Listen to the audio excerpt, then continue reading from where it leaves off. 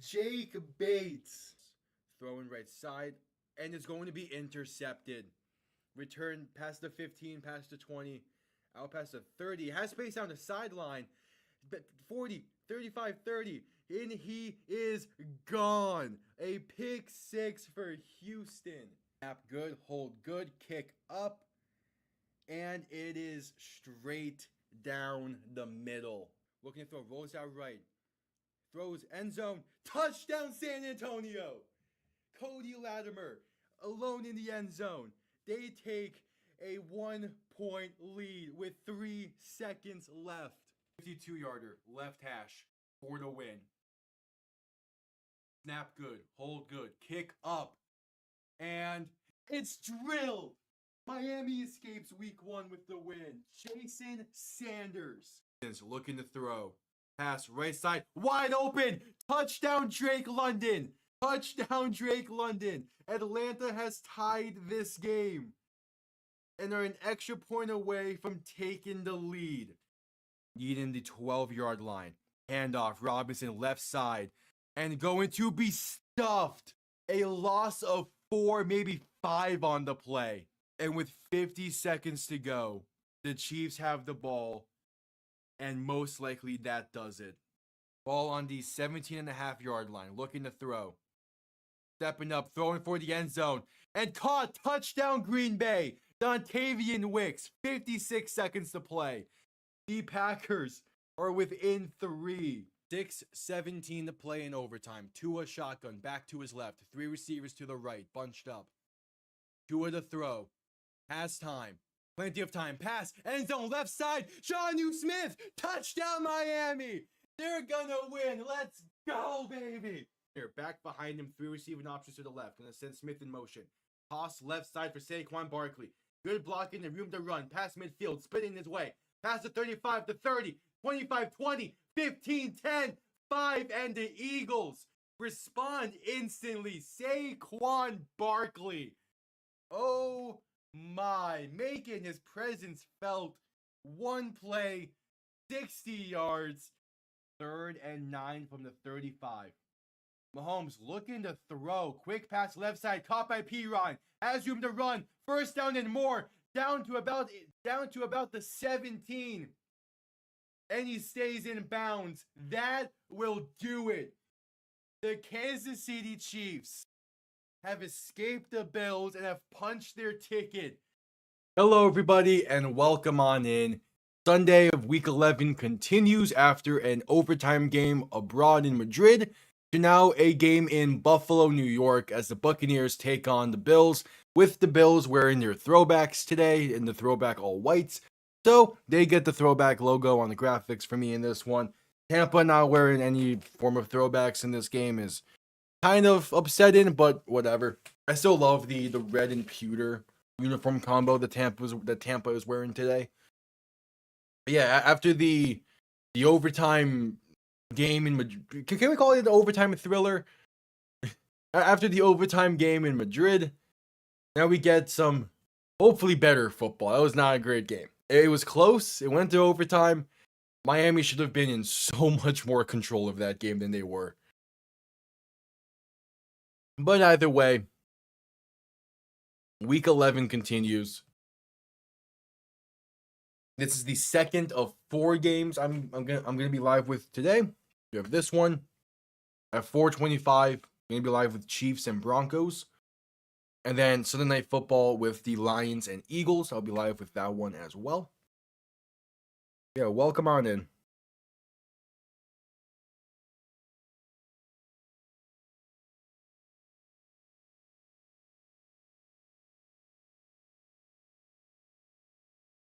Welcome on in.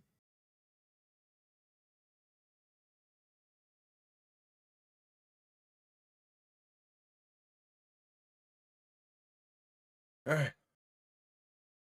Buffalo coming off of that loss to Miami last week. They pretty much completely overhauled their receiver room in the span of a week. Keon Coleman is a healthy scratch due to missing team meetings on Friday. In his place, they have McCole Hardman and Gabe Davis, who's making his season debut today. And we'll see. The Buccaneers still dealing with some injuries, especially offensively. Bucky Irvin and Chris Godwin are out for this game. So that's definitely something to keep an eye on and keep in mind. We'll see how this game plays out. As yeah, it's gonna be pretty interesting. Also on in the background, I have a few other games off to the side. The main game is Houston, Tennessee. I have that one on because it's a divisional game and one that I feel like could go either way.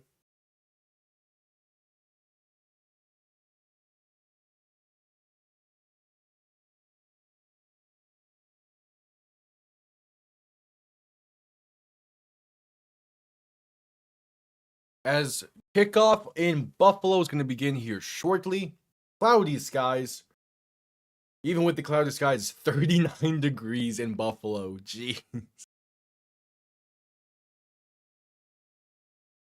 And the Buccaneers will get the ball first in this one. So we'll see Baker Mayfield and his Tampa offense. And we'll see what this Buffalo defense can do. They didn't look great against Miami. They did their best in that game. But we'll see as kickoff in Buffalo, New York is underway. Going to be down in the end zone for a touchback. The Buccaneers will begin from the 35. So out comes Baker Mayfield in this offense that, after quite a few disappointing weeks all around, would love to get something going in this game. Obviously, not having Chris Godwin has not helped them. Not having Bucky Irvin has not helped them. They're looking for a bounce back win after a loss to New England last week. We'll see how things play out. But I do love that uniform combo that Tampa's wearing. Baker under center, back behind him, 2 receiving options to each side. First play of the game is going to be a handoff right side for Rashard White, who's going to get about 3 or 4. All right. That's a fine enough way for this to start. Buffalo has allowed 5 rushing touchdowns of 30 plus yards. I'm sure Bucky Irvin is wishing he was playing in this game then. Devon Achane still got me 21 in fantasy even with that performance. Damn. Baker in shotgun back to his right. Quick throw right side can be caught by Igbuka. Gets past the 40 and brought down near the 44. 3rd and 1 coming up after the gain of 6.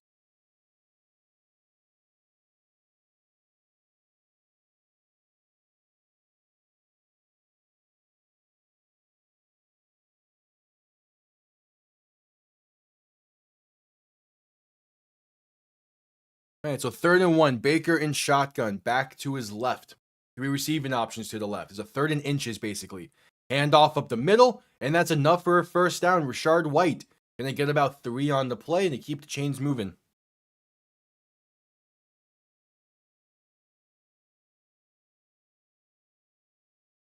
That's a great throw from Davis Mills on 3rd down. I'm gonna have the Texans-Titans game on in the background here.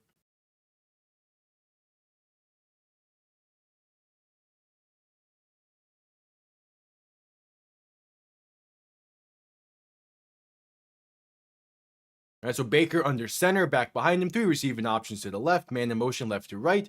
You're going to give this to White once again, and he has space up the middle. Past the 45, and Powell being pushed to about the 41. A 12-yard carry for Rashard White, and the Buccaneers are moving early on in this drive. And they're taking the page out of what Miami was able to do last week, which is run the ball against his defense.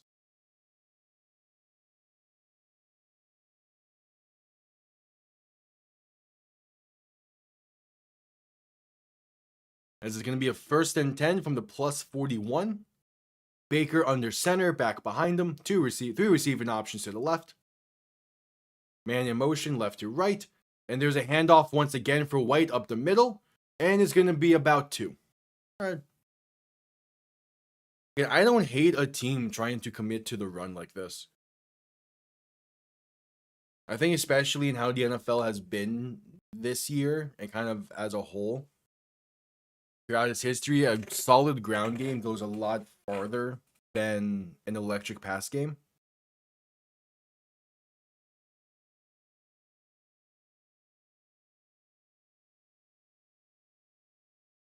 Second and 8. Baker in shotgun, back to his left, 2 receivers to each side after Egbuka got sent in motion right to left. Ball on the plus 40. Baker looks to throw. Pressure coming, trying to dance around in the pocket. Pass right side, going to be caught. But brought down maybe for a gain of 1 is Sterling Shepard. And forward progress is what got him that 1 yard. And it's still saying 3rd and 8.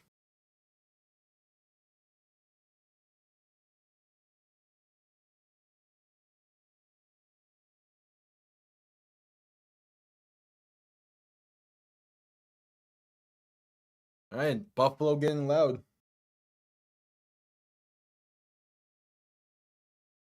Baker alone in shotgun. 3 receivers to the left, 2 to the right, motioning someone into the backfield to his right. To get the snap off in time, Baker looks to throw. Has time, trying to step up. Pass over the middle, going to be caught. And down to about the 27. Oh, now they're ruling it incomplete. I need a replay on this.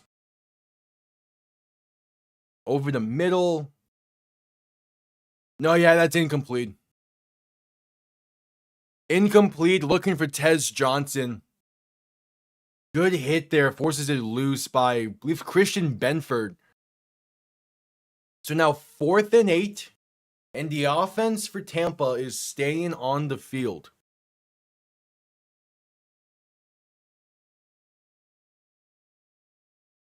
And now we have a stoppage, I think.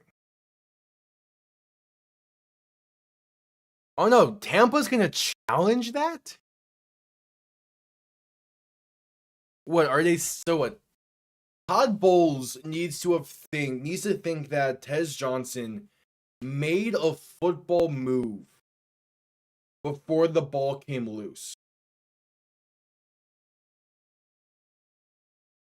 And the most he seemingly did was turn. Catches it there. No. I mean, unless he thinks he had possession going to the ground, I don't think you can say that's a completed pass. He doesn't pivot in any way. He doesn't really turn. The ball comes in, he gets hit, and as he's going down, it comes loose. I do not like this challenge. There might be something I'm missing from that camera angle, but I don't think he had possession long enough going to the ground to say that he made any kind of football move, and thus it's a completed catch.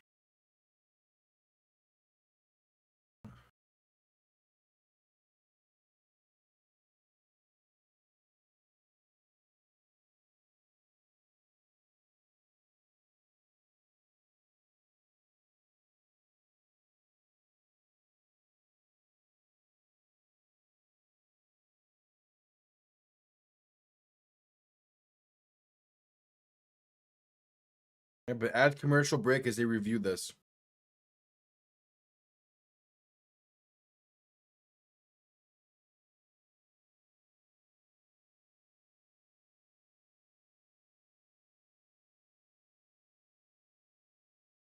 Commercial break as they're reviewing the 3rd down play. Thinks that Tampa challenging it.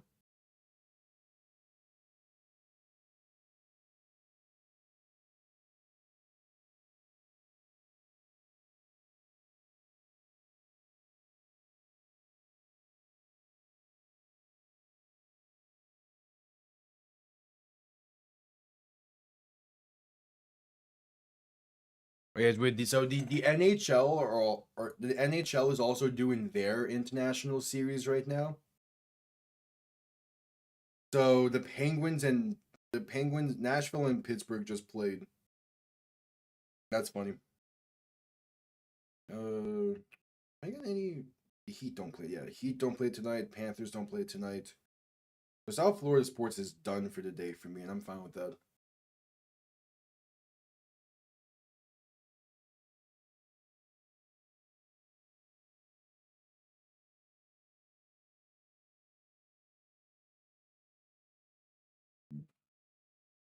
All right, just coming back from commercial break. And yeah, Tampa lost that challenge. Not surprised there at all. He did not make enough of a football move for that to be ruled a completed catch. Punt comes off clean. Going to bounce and be down at about the 5. Great punt. And Buffalo will start backed up.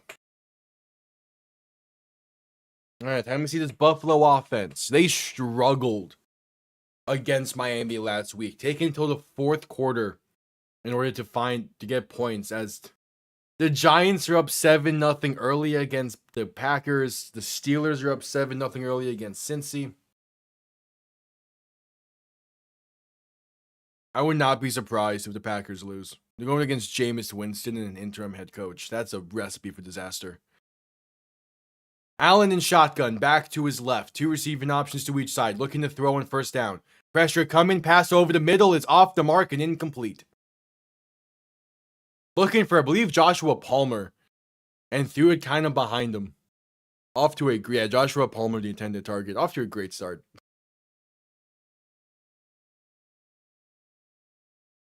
Yeah, the second half against Miami, Josh Allen played a lot better, but it just wasn't enough. And a lot of that did come in the 4th quarter. So Allen in shotgun, back to his left. 3 receivers to the right. 2nd and 10 from their own 5. Allen looking to throw once again. Pressure comes quick, and he shovels this one forward. Is intercepted. It's picked off, and Tampa has it at the 7.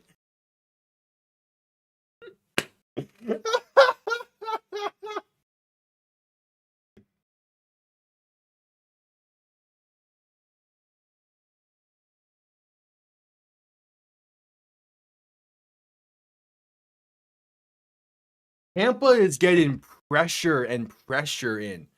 Back-to-back plays, they forced a bad pass from Josh Allen. This time, they take advantage of it by picking it off.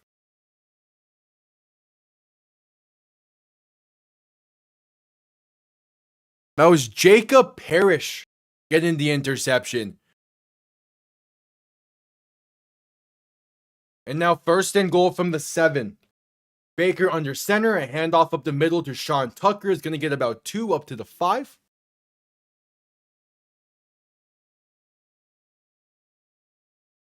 The Bills go in back-to-back pass plays on your own 5-yard line when you have James Cook.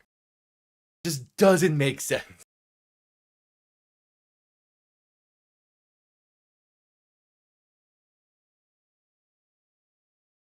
Like, I don't know what Buffalo is doing.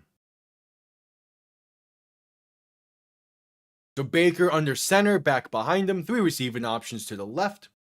Man in motion, left to right. Baker going to hand this off up the middle. And that is Sean Tucker back to the line of scrimmage for no gain. If Tampa does not get a touchdown on this drive, Buffalo is extremely lucky.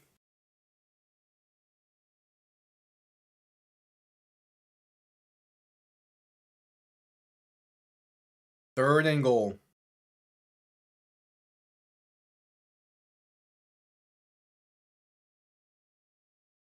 Baker in shotgun, back to his left. 2 receivers to each side. Heading in motion left to right to make it trips right. 3rd and goal from the 5. Play clock winding down. Baker looking to throw. Has time. Pass. End zone. Incomplete. Looking for Emeka Egbuka. Good coverage there from Christian Benford. And the Buccaneers go 3 and out after getting the ball beginning from the 7-yard line. Yeah, really good coverage there. Would have been an insane catch from Egbuka. Not a bad placed throw, though. It's on the money. But it would have taken some insane athleticism to be able to turn the way he needed to, get both hands on the ball and come down with it. It's a good throw in a sense that only Egbuka was coming down with that pass. 23-yard kick, it is up, and it is good. So Tampa takes the early 3-0 lead. in part thanks to an interception early on in the Bills' drive.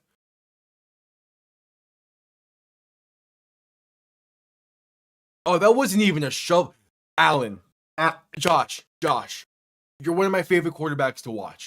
Why are we chest passing like this is basketball on 2nd and 10 from your own 5? I just saw that camera angle that showed that. Why is that the pass? Now, if you would have bounced past that, you could get it at his feet, it would have been a smart play. But by trying to chest pass that is why that was picked off.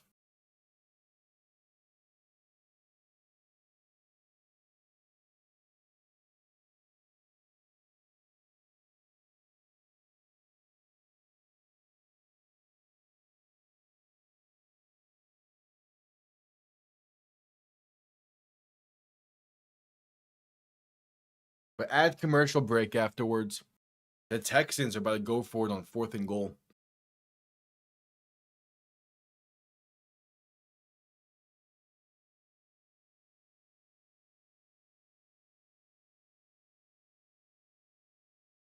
Tennessee makes the stand. They sacked Davis Mills at the 15. All right, Tennessee.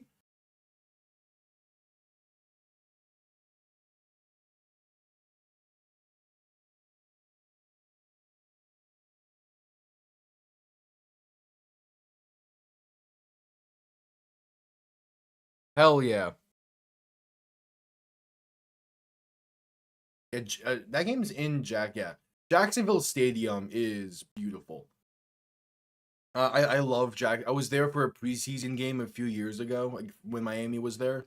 Like it by far of all the Florida stadiums, it has the best surrounding environment. And it is just like the fact that you walk through the gates and you can just see a clear opening into the field is fantastic. I love that stadium. I want to go back to it. I want to go back for a regular season game at some point. It's one of my favorite stadiums. Now, like their pregame festivities, again, it was a preseason game, so I can't really speak on that.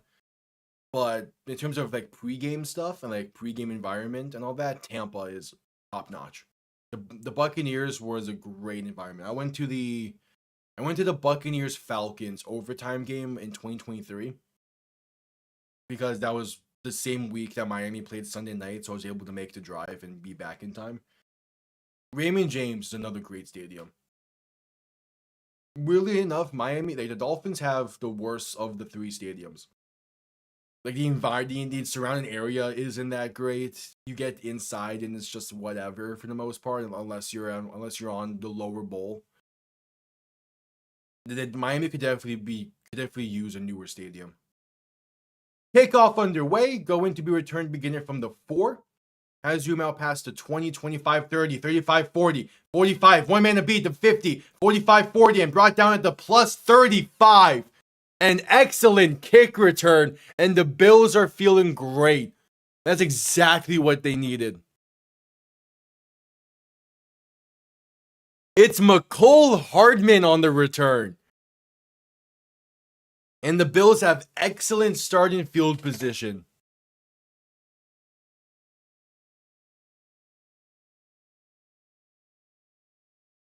And that's some great blocking on that return.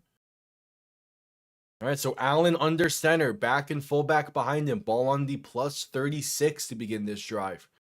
Trying to shake off the interception on the previous. Gonna make some adjustments at the line.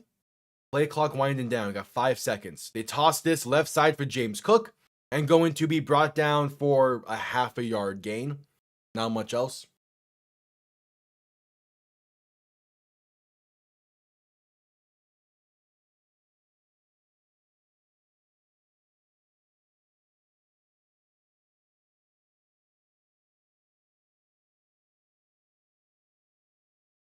Yeah, in Buffalo's 6 wins this season, they've had 1 giveaway. In their 3 losses, they've had 8, including 3 last week. They already have 1 today.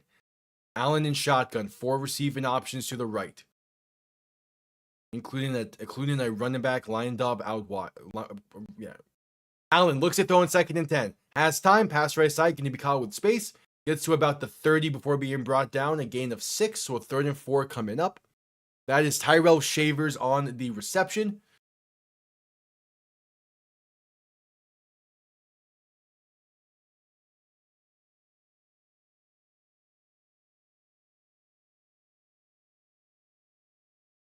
So 3rd and 4 coming up.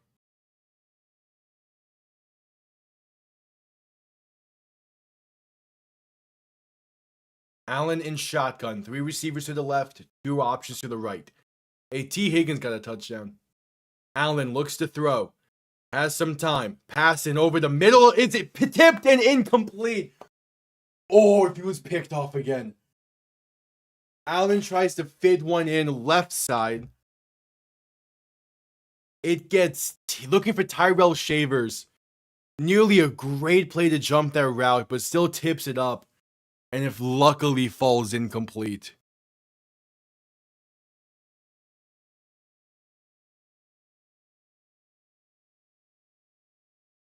Just not. Okay, cool. You're just not going to tell me who batted that one away. Thank you, ESPN. 4th and 4. Offense staying on the field. Allen in shotgun looking to throw. Pass right side. Going to be caught. That's Gabe Davis. Inside the 25 to the 23.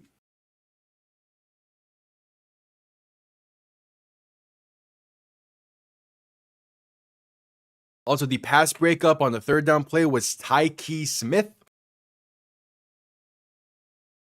But it is 1st and 10 from the 23.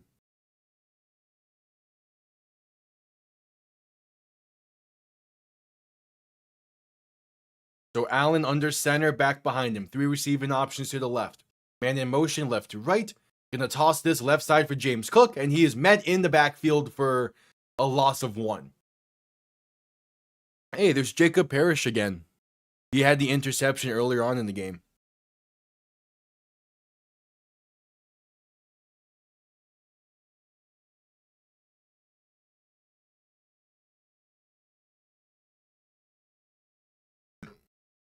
So 2nd and 11.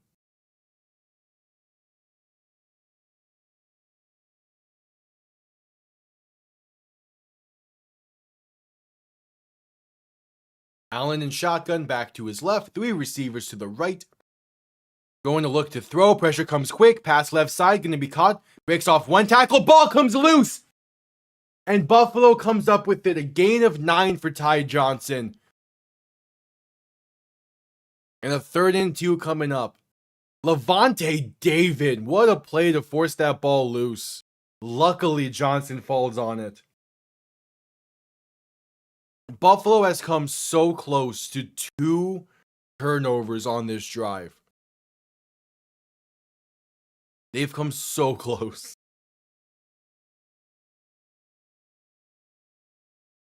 Allen in shotgun, a back to each side for 3rd and 2. Gonna take it himself up the middle and gets enough for the 1st and spins his way down to the 10. 1st and goal coming up.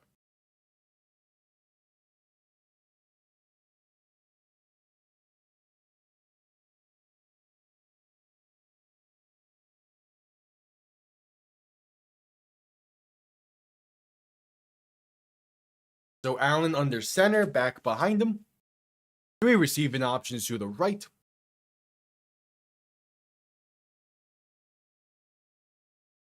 Going to hand this off up the middle. And that is Ty Johnson with space inside the 5 to the 2.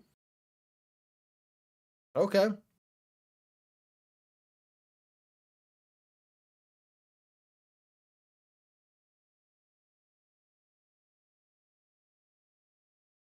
So 2nd and 1, Allen under center, back behind him. 3 receiving options to the left. Quick throw right side, gonna be incomplete. Looking for a quick hitter there to Gabe Davis, but couldn't hang on. 3rd and 1.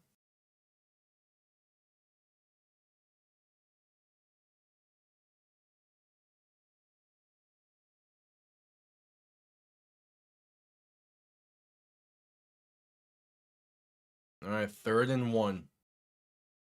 Can this Tampa defense bend but not break? Can they make this stand? Allen under center, back behind him. Watch for a QB sneak.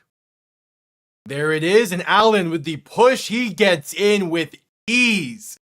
Basically untouched, and the Bills have the lead.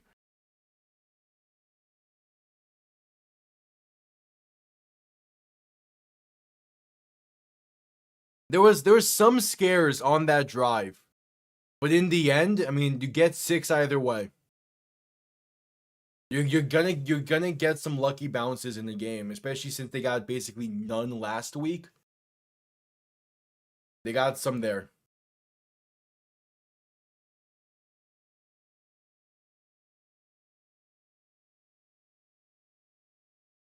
The extra point from Matt Prater, it is up and it is good. 7-3 lead.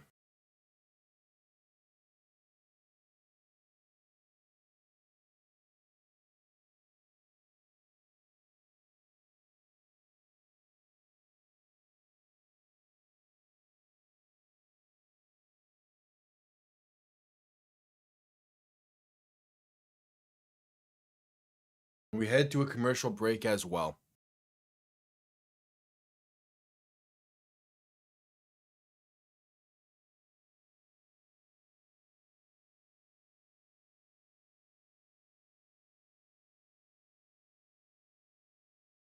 All right.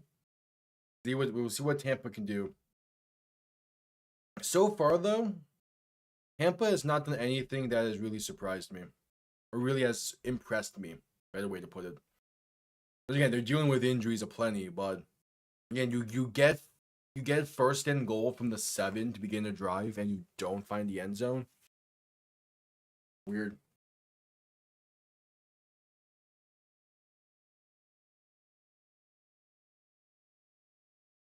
We'll see. Still at commercial break. Alvin Ridley was carted to the locker room. That sucks.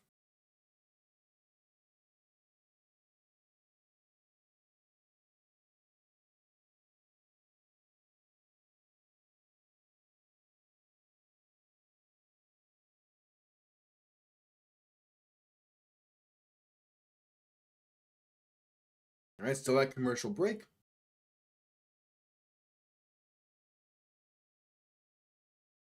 Jordan Love has -1 yard.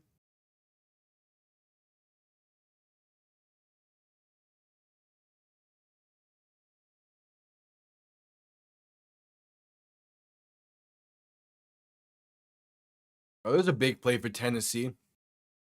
A screen on 3rd and 13 picks up the first. Okay. Come on, Tennessee. Come up with the upset.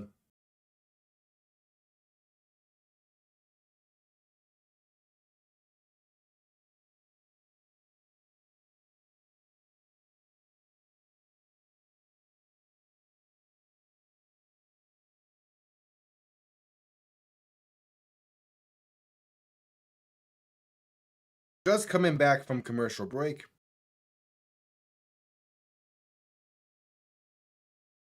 We'll wait Buffalo to send this one down after the touchdown drive.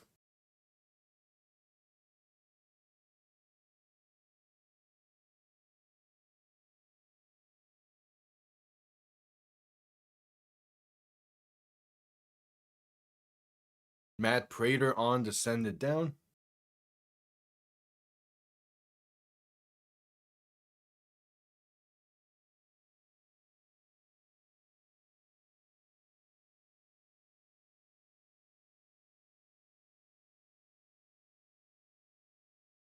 Kickoff underway.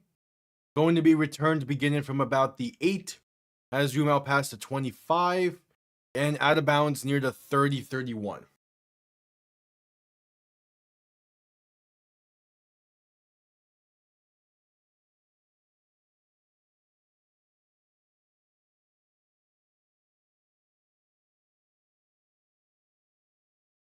Yeah, I don't know what it is.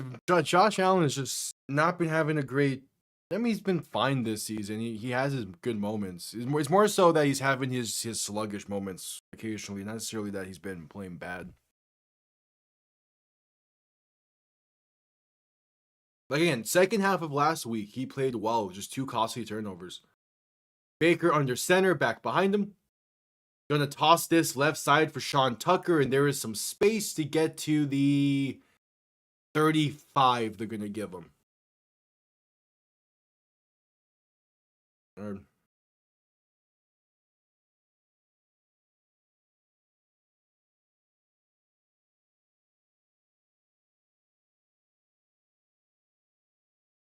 If Tampa's run game can really get into a rhythm, they're gonna be fine.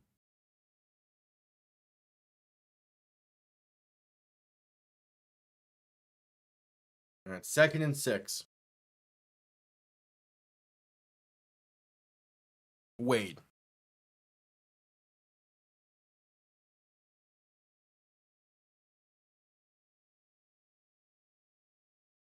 Yeah, no, that graphic is saying does that graphic just say that Bills have all 3 losses by 3 or fewer? That's not the case. Baker play action looking to throw, has time, pass left side, going to be caught by Sterling Shepard, pass midfield to about the 49. Sterling Shepard was wide open there.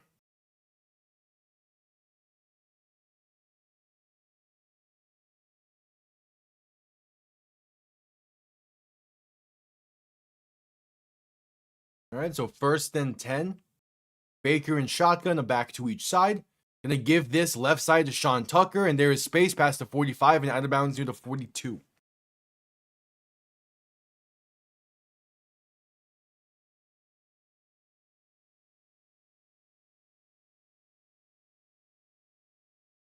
Second and 4.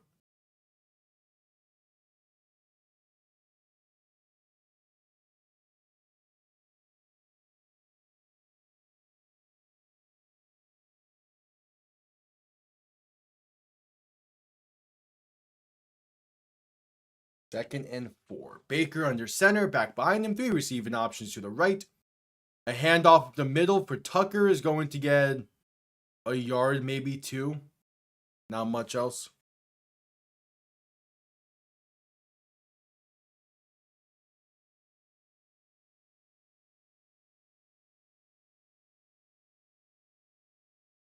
Yeah, 3rd and 2. All right.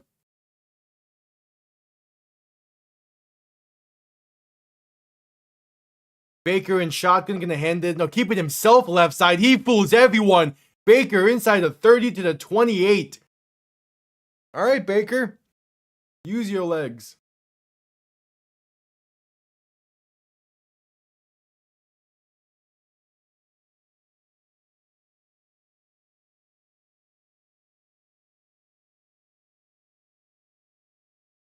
His mobility has been sneaky good this year. Like a lot, like go early on in the season, a lot of Tampa's wins have been off of his mobility. Baker in shotgun, back to his left, 2 receiving options to each side. 1st and 10, looking to throw. Baker with some time, gonna dump this off left side for Rashard White. He gets inside the 25 to the 24.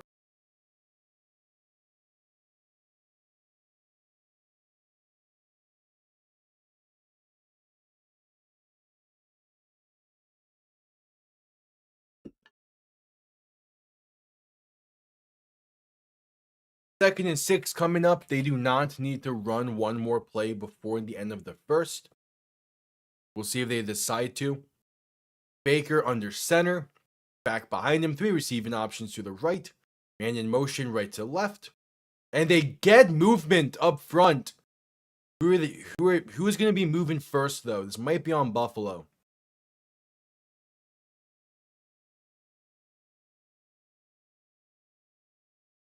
As Tennessee just took a 3-0 lead over Houston. Yep, offsides on Buffalo, so Tampa gets a free 5 yards. It'll be a 2nd and 1 coming up? 2nd and 2?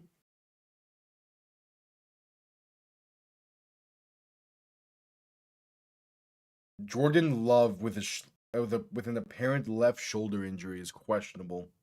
All right. And that's going to bring us to the end of the 1st quarter. 15 minutes in the books. Buffalo has a 7-3 lead, but this is Tampa's 3rd offensive drive of the game. I mean, yeah. Buffalo with a 7-3 lead. Though Tampa's defense, they've been playing well in this one. Time to see if the offense can follow suit.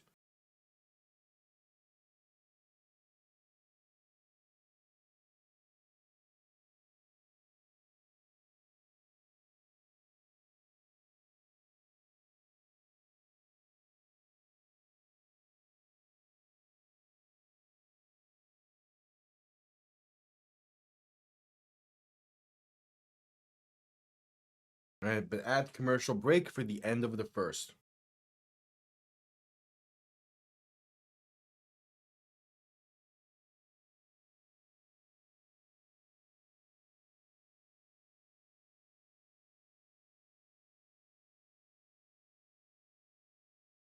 At commercial break.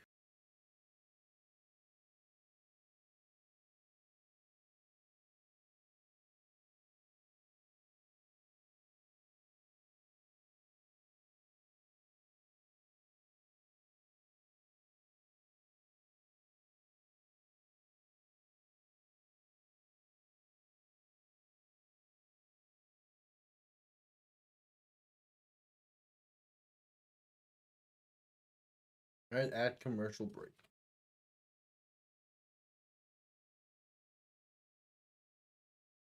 I mean, with how the Jets have played this season, are we sure they aren't the York Jets?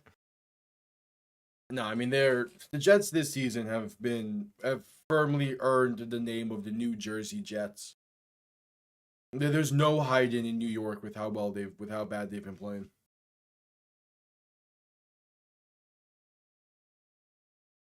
I can also see like the logic of why he would just say York, because like for like Las Vegas, right? Not necessarily the same, but like people just say Vegas, or if like New Orleans, some people only say Orleans. I've heard people just say Orleans. Yeah, the Jets are one of those teams though. You say New York or you say New Jersey.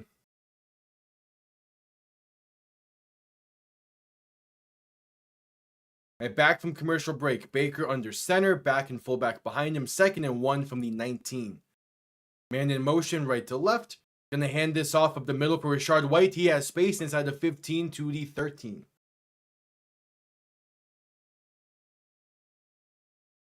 All right. Tampa has about 6 more minutes of time of possession in this game than Buffalo does.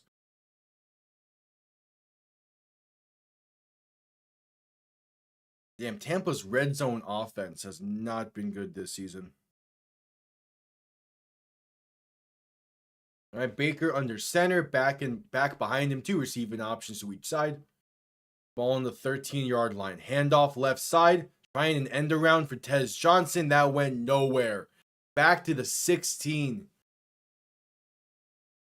I get the idea of calling that play, but just go up the gut.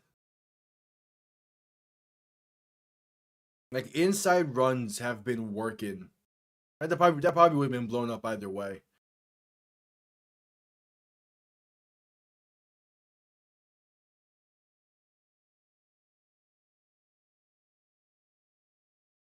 So 2nd and 14. Baker in shotgun, back to his right. 2 receivers to each side. Play clock winding down. To get the snap off, Baker looks to throw. Has some time. Pressure coming. Escapes to his right. Still looking downfield. Gonna take it himself. He's going to get to about the 11. Gain of 6. Make it 3rd and 8.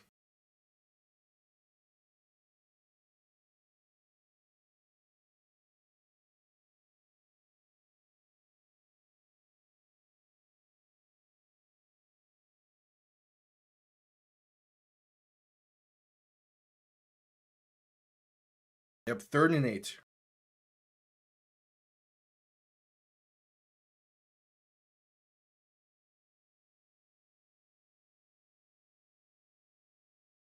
Baker in shotgun. Back to his left. 3 receivers to the left. Gonna shift the back to his right. Going to look to throw once again. Pass right side. Gonna be caught and has space. Gets inside the 5 and the second effort on the pile push. think they're going to mark him just short. We'll see on the spot. It's Rashard White on the reception. And it's close. It looks like he got it.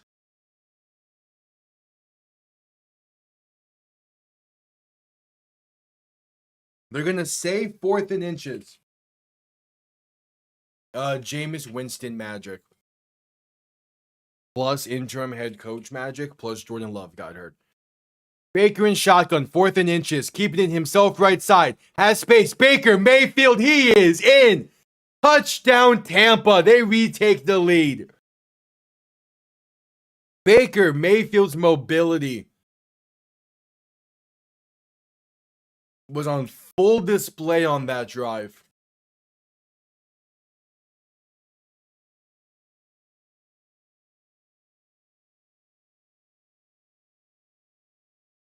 He went into the medical tent. We don't know actual status. And now he has gone to the locker room. So we don't know his full status or anything. It's reported to be a left shoulder injury. But again, we just don't know the severity or if he's going to be back or not. So time will tell. Extra point by Chase McLaughlin is up and good. I think their backup is still Malik Willis. That's going to be interesting to see how Green Bay plays with him behind center. But the Packers, with how high expectations were, injuries are killing their season. We head to a commercial break as well after the Baker Mayfield touchdown run.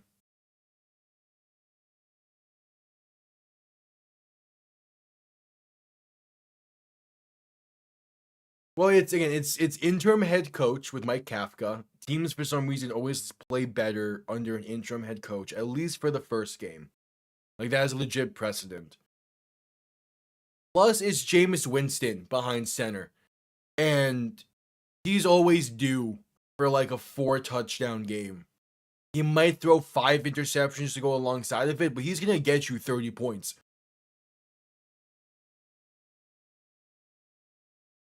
The official warden is Love is questionable.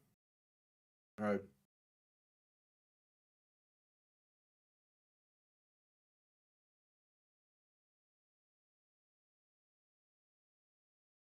Yeah, Malik Willis in the game.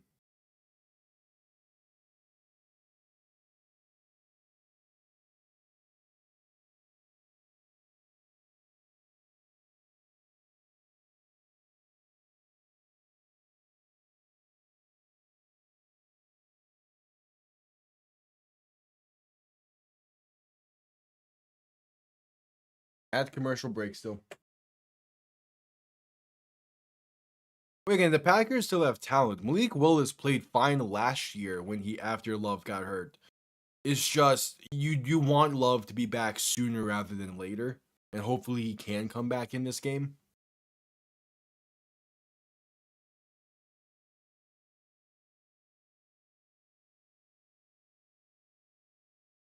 We'll see. Still at commercial break.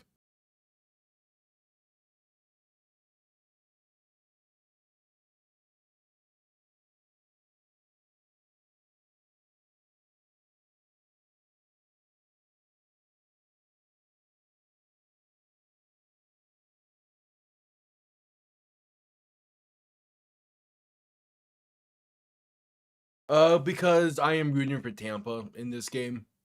I'm a Dolphins fan. I want the Bills to lose anytime they can. If I have a choice between 2 teams for a game to wear, I would often pick the team I think will win or want to win. So that's why I'm wearing my Tampa jersey.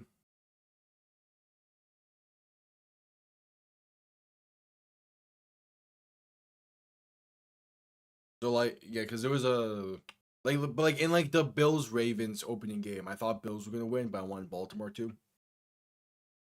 Kickoff can be returned out past the 20-25, past the 30, and down to about the 34. Their return game has been great today for Buffalo.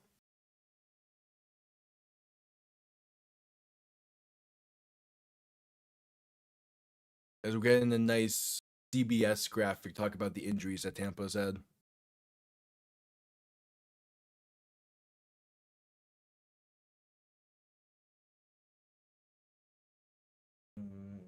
Yeah, it's right there.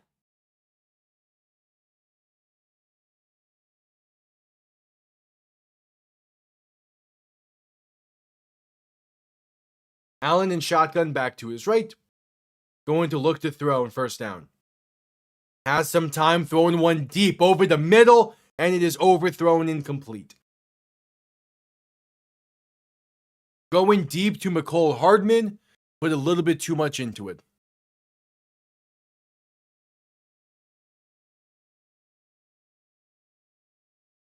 Yeah, didn't really have a step on that. It was in stride between him and Morrison. I don't hate the decision to throw deep there, but yeah.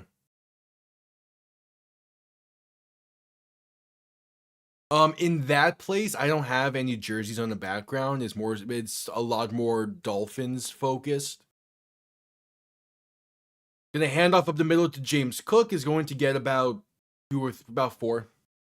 Because yeah, like where I'm at now, it's a college setup, so I can't put like nails or stuff in the wall. So I just have like the about like the easy put on hooks for the jerseys because I had nothing else to put up. But in the other more prominent setup, it is a lot more Dolphins focused, and I'm able to like hang things properly.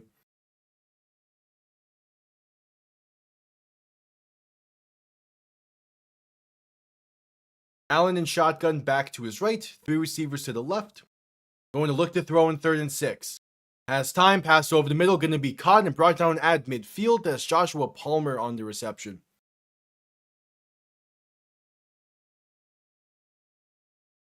Yeah, there's a few videos on the channel from like the summertime, like most of the NFL divisional stuff will show that background.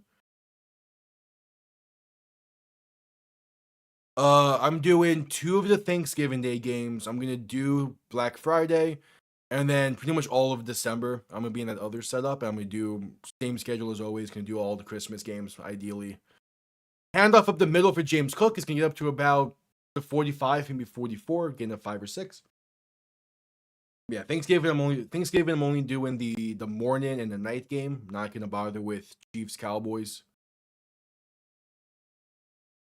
Also because I needed to find a window in those slots to actually have Thanksgiving dinner.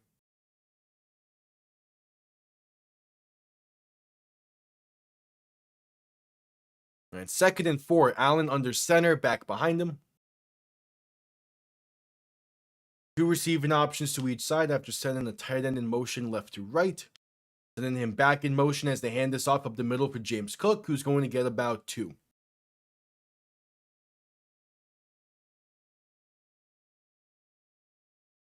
Yeah, so when I'm there in that setup for Thanksgiving, it won't be. It's gonna be very makeshift, as I'm only gonna be down there for like a few days. But during December, it's gonna be a lot more like a finalized setup.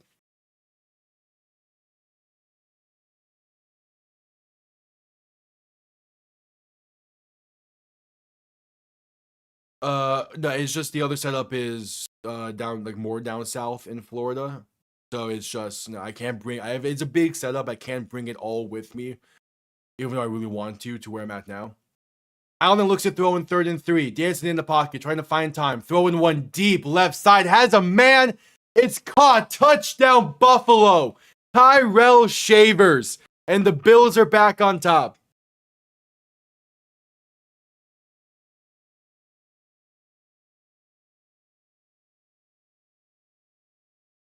Yeah, it's I know, just these past like few weeks, like week or so for college has just been like annoyingly tedious. So I'm excited for the holidays to come and I can get back down to that setup where things are a lot more streamlined.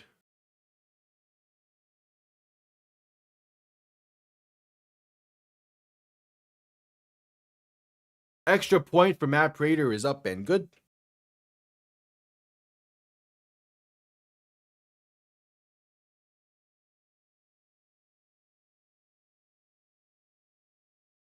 Oh, Bryce Young is now questionable. Okay. And now Josh Jacobs is heading to the Packers injuries. But still, Malik Willis led a touchdown drive. That's something.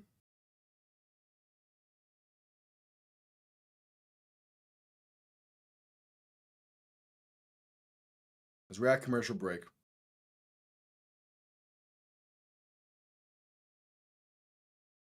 I like how John Gruden has been like a semi-Miami fan this year.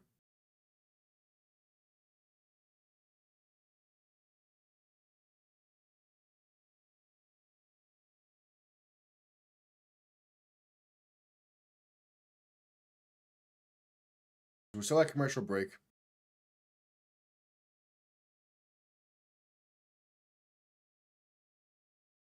Oh yeah, I'm fully single.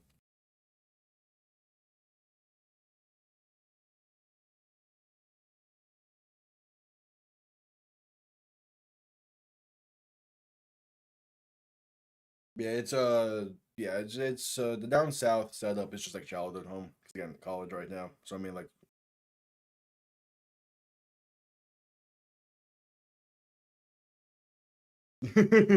I'm right there with you, Toasted. I want Tampa to win.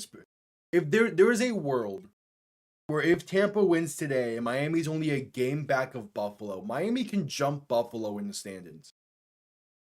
The amount of the month of shit talk I will have against Bills fans if we finish above them in the standings, even if both of us miss the playoffs, I'm here for it.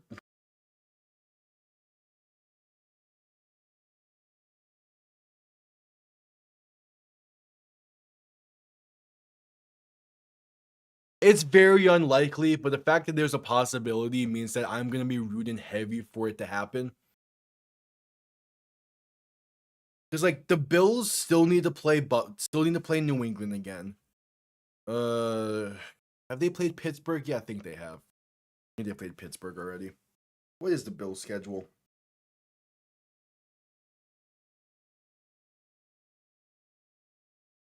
As we're just getting back from commercial break. Oh yeah, the Bills have Houston. They still have to play Pittsburgh, and they have New England and Philly still. The Bills have a pretty rocky schedule. So if they can win this one, they're feeling better. But we'll see.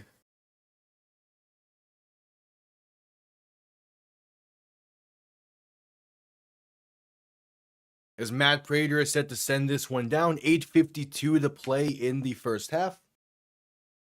Hello. Kickoff underway, going to be returned beginning from the 5.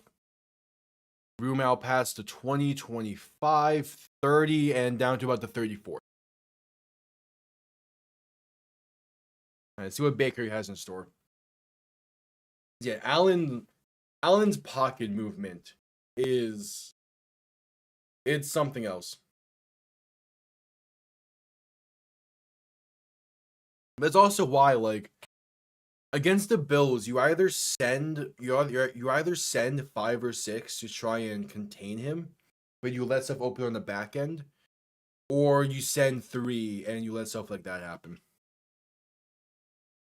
Yeah, Miami got the win in overtime. It wasn't a pretty win, but Miami enters their bye week with a win at least and winning 3 of the last 4. Handoff up the middle to Rashard White is going to get about 9.5. Yeah, it's winning 3 of the last 4, entering the bye week with a nice win on the road. Nice win in Madrid. You'll take it, especially when after the bye week you have the Saints and Jets. So like you're feeling fine.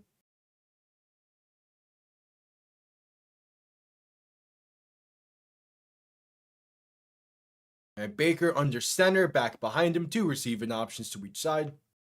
2nd and 1. Letting the clock run a bit here. Baker gonna hand this off left side. There's White with space for a first down. Going to get past the 45 to about the 46. A gain of 3. I think Miami can definitely go 9-8. I think 7-10 is more likely, or like 8-9. But I mean, if Miami can go 9-8, hell, if they can win out and go 10-7, that is a massive plus considering just how bad the start of the season was.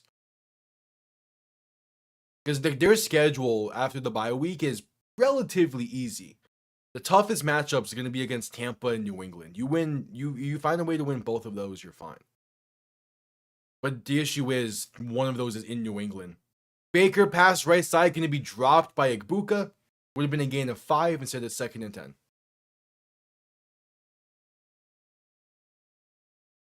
That would have been a gain of 5+. Jordan Love is back. Bryce Young's back in the game, so the only thing left is Josh Jacobs, as he's questionable.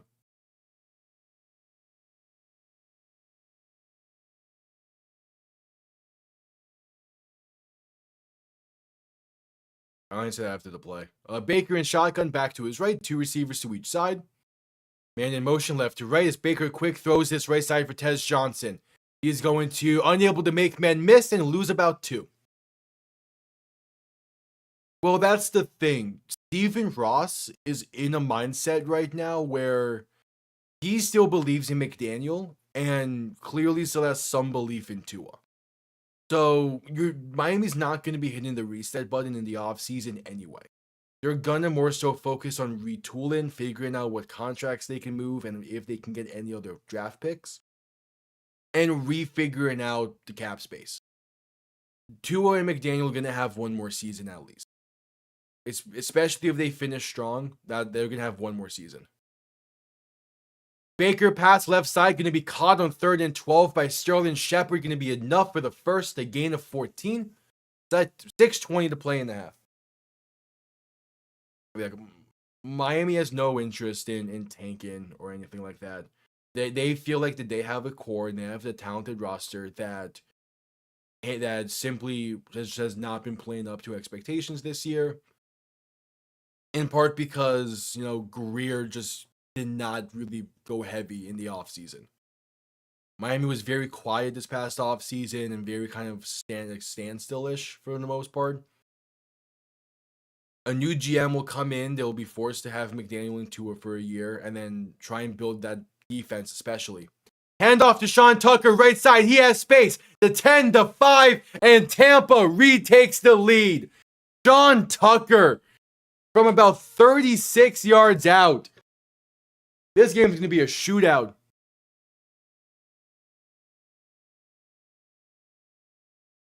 They usually don't, but that's why Miami doesn't feel like they're in a reset. Like Ross, because Miami, on paper, Miami does have talent on that roster. They just simply were not playing to that level for one reason or the next early on in the season.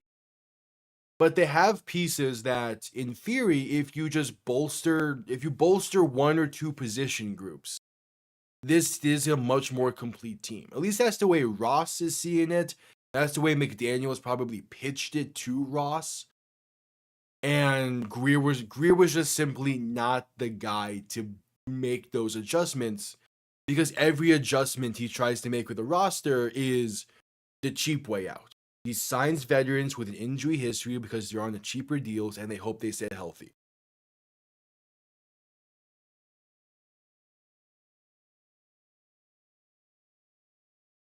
I too think if the Dolphins had Norman Powell, it would be a better team. It worked for the Heat. Why not? Better yet, Dolphins just try and get Matthew Tkachuk.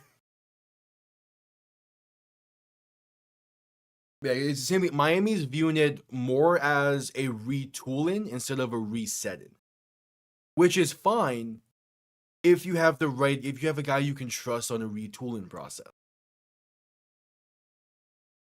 But this team, if they finish 9-8, 10-7, or a game or two out of the playoffs again, I mean, they're just gonna focus on how do we trim off cap space and how do we bring in especially secondary players that are gonna be reliable on the field, that are gonna be on the field consistently, and are going to play well enough to to help us turn the corner.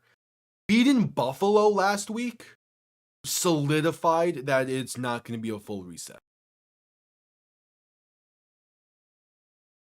Part of me misses Jalen Phillips, but it's not like it. But it was a natural gonna happen type of thing. Like I was expecting him to be traded, and that kind of goes back to why bringing in a new GM and Dolphins feel like they're gonna be a lot better just by that is they actually made a move at the deadline. Like last year, Miami should have traded Javon Holland at the deadline because everyone knew he was not coming back, and Miami let him walk for basically nothing. So at least they traded someone at the deadline that they knew was not going to be back next year. Mac McClung. How much would it take for Cat? How much would it take for Mitchell Robinson? Having a big body like Robinson that can go up and get passes would be amazing.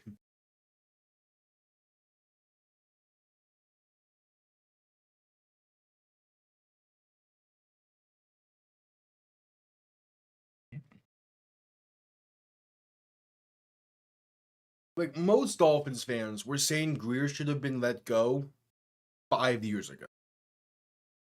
So it's a new era in Miami one way or another because the ideology behind building the team is going to be different. Even if it's not on the same page as McDaniel, it's going to be a different ideology and a different voice in that building one way or another, and that can massively help a team. Kickoff has space to be returned up past the 45 and out of bounds near the 50. Buffalo kickoff returns, man. Their kickoff unit has been great today. That's the third great return of the game.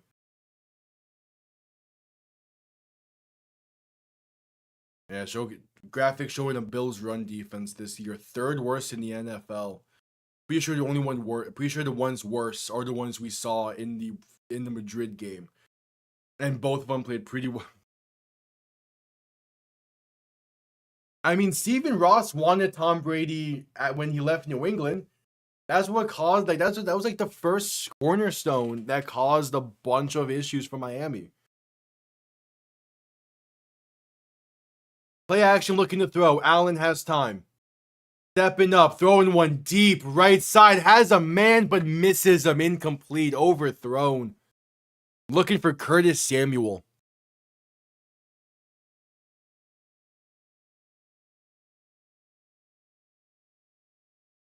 Because like you get the tanking stuff in Flores' first year.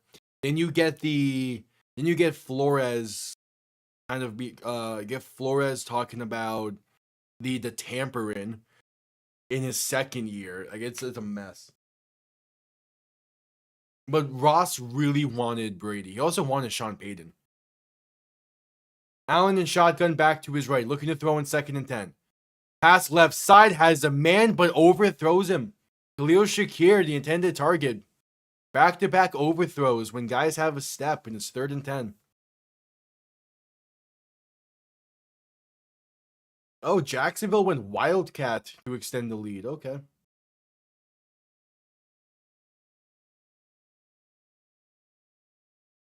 Third and 10 for Buffalo. No, I kind of need Jacksonville to lose.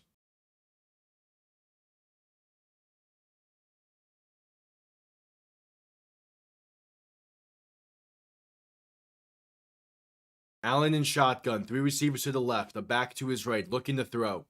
Pressure coming. Allen escapes right. Going to take it himself. And not going to be able to get enough for the first. He only gains 8. But it is a 4th and 2 in plus territory. They probably go for it here. It's the Bills. I imagine they will. Also, Tennessee's defense. They're playing well against Houston right now. I picked a lot of upsets this week in the NFL.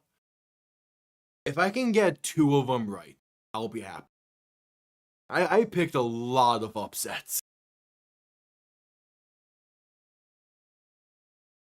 Allen in shotgun back to his left. Three receivers to the right. Gonna send one of them in motion as Allen looks to throw on 4th and 2. Has time. Pass over the middle. It's tipped in the air and it's intercepted. It's picked off at the 32.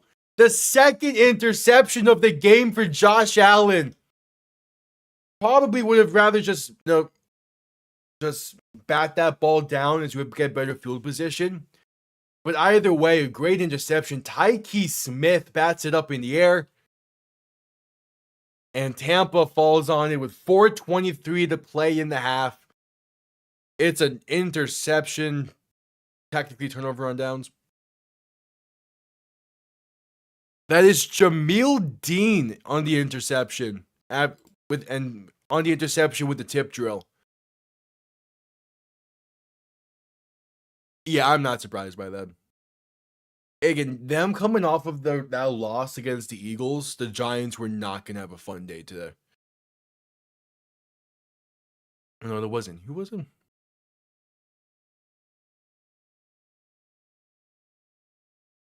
Oh, it was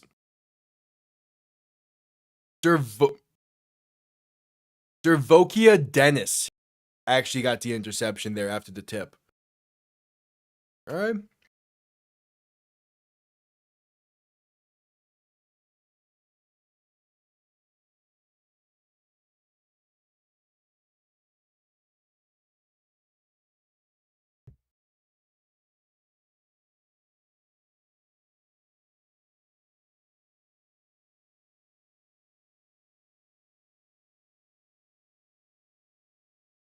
Yep, it is commercial break.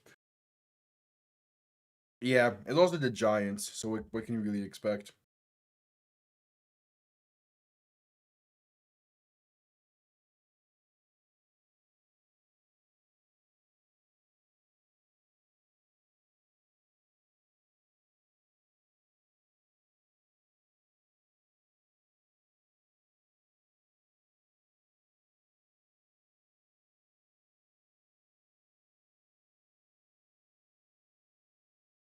Yep, we're at commercial break.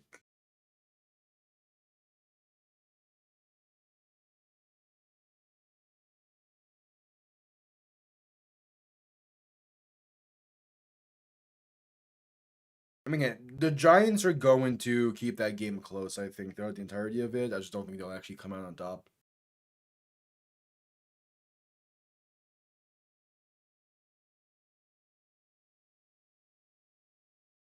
All right, just coming back from commercial break. It's the 6th game this season for Tampa with multiple forced turnovers.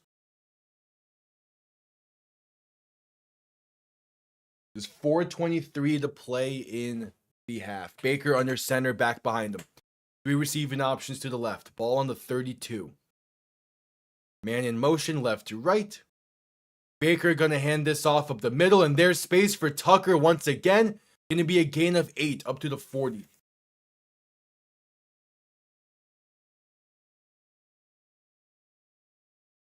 How has Bengals Steelers been a 7-6 game for as long as it has been?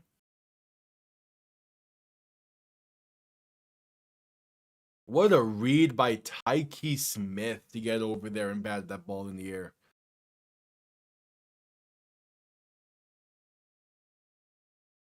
Well, technically this game is an upset if Tampa wins. I picked that one. I picked Tennessee over Houston. Handoff right side to Sean Tucker is going to get a yard shy of the first. I picked Arizona over San Francisco. I remember that one. What are the others?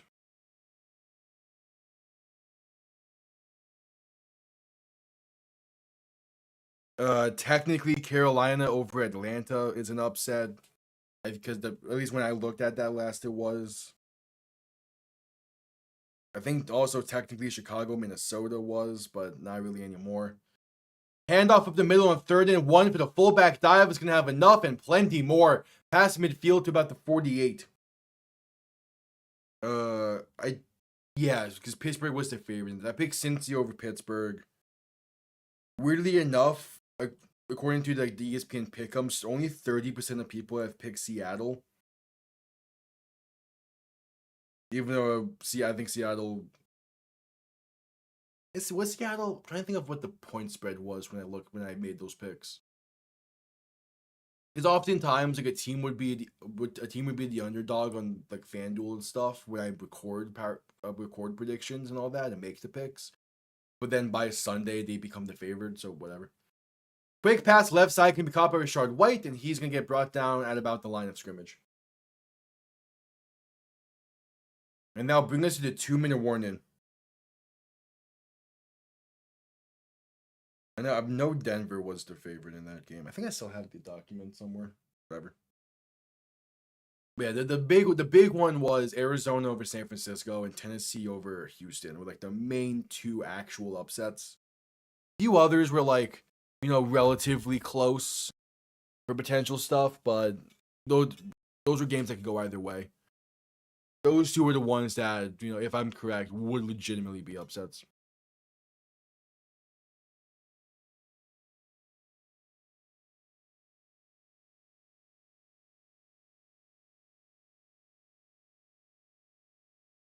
I also picked Arizona before knowing that Brock Purdy was going to be playing, and I kind of still feel fine about that pick.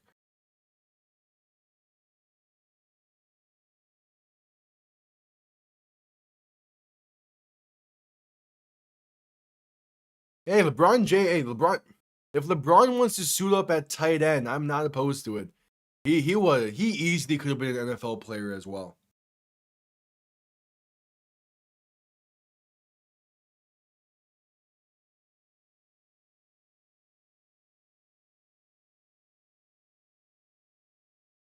Like he was, he legit could have been a very solid NFL player, but he chose the NBA and he is still playing in the NBA. So he made the right choice.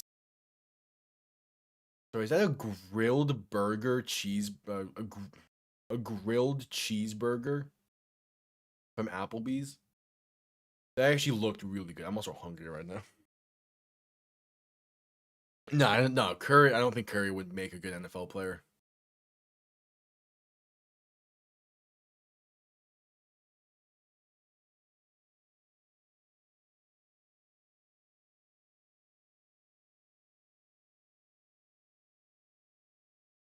But LeBron definitely could have been. Now, would he have actually he could have been, but would he have actually be able to succeed in the NFL the same way he did in the NBA? Probably not. But like it's the same thing with Tom Brady. There is a world where LeBron James is a football player and Tom Brady's a baseball player. Like that is a legitimate there's a legitimate possibility that could have happened. Because Tom Brady was he was close to signing with the Expos. They drafted him to be a catcher.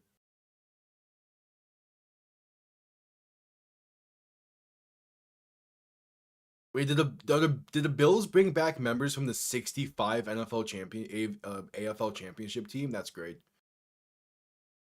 Baker and shotgun back to his right. 2nd and 10, going to hand this off up the middle. And there's space for Sean Tucker. Going to be a gain of about 6 or 7.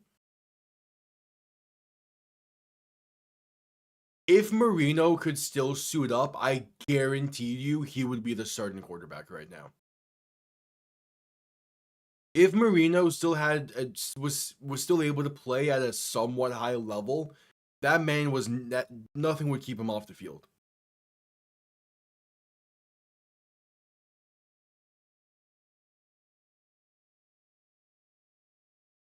Baker and shotgun back to his left. 3 receivers to the right. 3rd and 5, looking to throw. Has some time, pass right side, gonna be dropped, incomplete. Looking for Cade Auden, pass was a little bit behind, and it's a 4th and 5.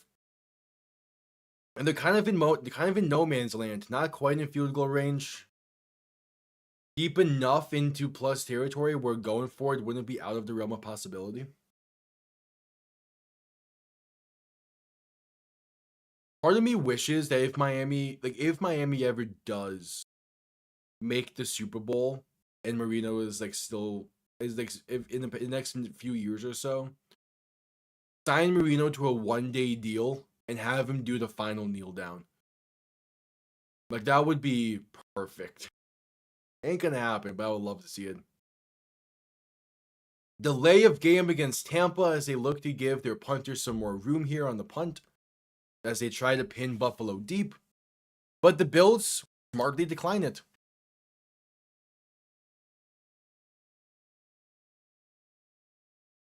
I just don't know what you get from Tyreek Hill after the injury.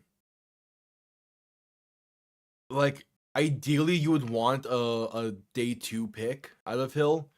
I don't think you get that, and thus, why not like see if he's willing to restructure his contract, so it's a lesser cap hit, and you still have the 1-2 punch of Hill and Waddle. Like, it's a good 1-2. Obviously, Hill's role would be reduced and probably be more. He would probably become the 1B, but it's still a nice 1A 1B, and then that's a position group you don't have to worry about, and you can really hone your focus in the secondary where more of your issues are. For as well as the secondary has been playing the past 4 weeks, I don't want Juju Bretts to be the main starting corner going into next year. Now, I'm fine bringing back like Rasul Douglas and Jack Jones. They've been playing great this season. I mean, Jack Jones just won the game for Miami today. But you need a really solid second safety alongside Mika Fitzpatrick, and you need a true corner one. Rasul Douglas and Jack Jones, those are not true corner ones that you can confidently put against another team's receiver one, no matter where they're lining up with. Surratt's a good option. I'm more so leaning if you can find a way to get Caleb Downs, you do it in a heartbeat, and you get a corner in free agency. Obviously, if Miami does end up having a really good end of season and they get 9-10 wins, you probably won't get Caleb Downs at that point. So then Surratt would be the next option. But if you can find a way to get Caleb Downs, you do it. You do not pass up on that talent when you need secondary help. Because that's the case where he'll probably be best player available wherever Miami picks, and is a position of need. That's a very rare case to have happen. And the other thing that was wrong with Greer was his drafting. He never picked best player available, and that cost him multiple years. Even this past draft, he didn't go best player available, and that's why we don't have Tyler Warren.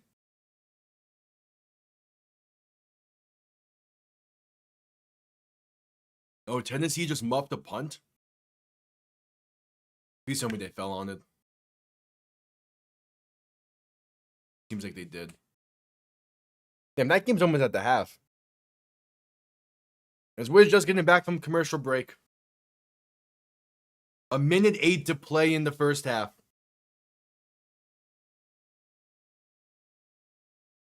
The previous punt came off clean. Downed Buffalo inside the 10 at about the 7. Staying the 8. Allen in shotgun back to his left. Going to play action and look to throw. Has some time. Pass left side. Wide open. Pass to 25 and out of bounds to the 28. It's Tyrell Shavers. He even tries hurdling someone.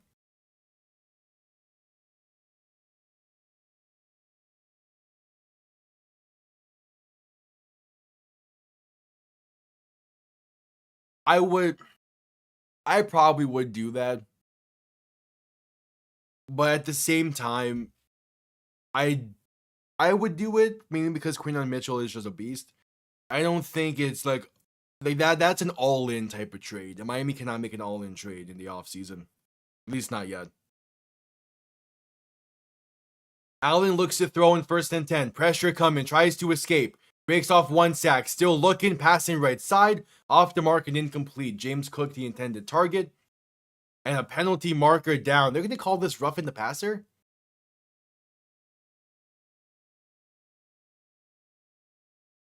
I would need to see a replay on that. I couldn't quite see the hit. I would need to see a replay on it. We have started discussing.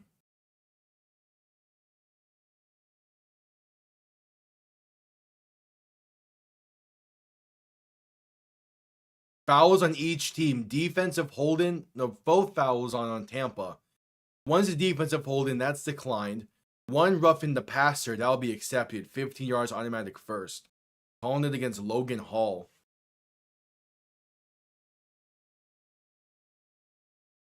Full body weight.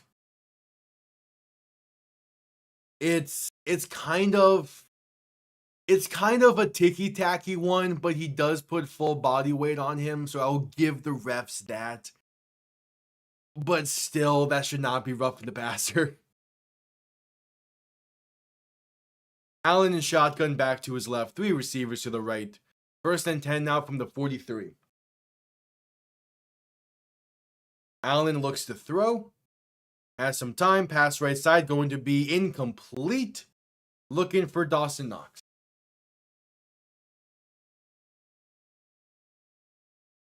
I probably would.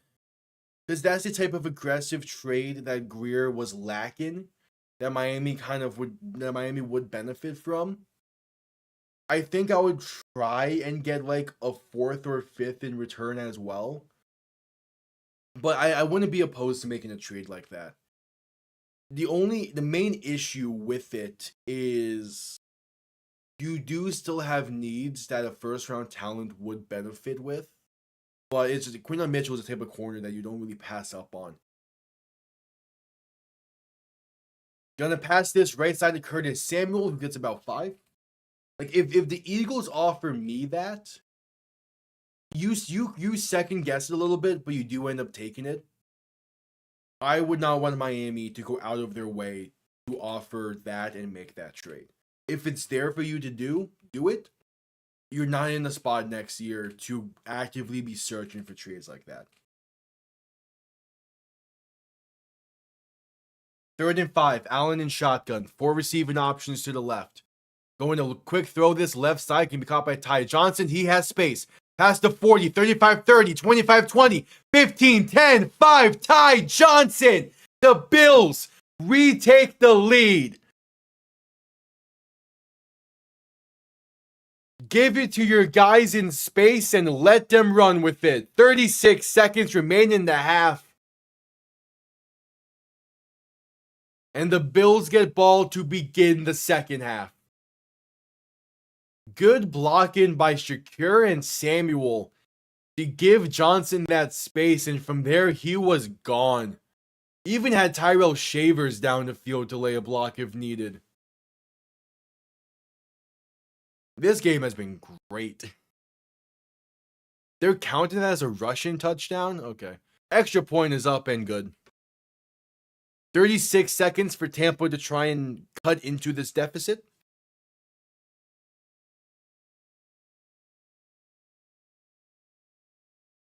I would be more willing to do that and like to search for that type of trade. I would be a lot more willing to do that. I know Miami just recently got Philly's 3rd-round pick, but you want to keep your 3rd-rounders. I'm more willing to give up a 5th if it means getting Mitchell, even if it doesn't also get a 4th in return.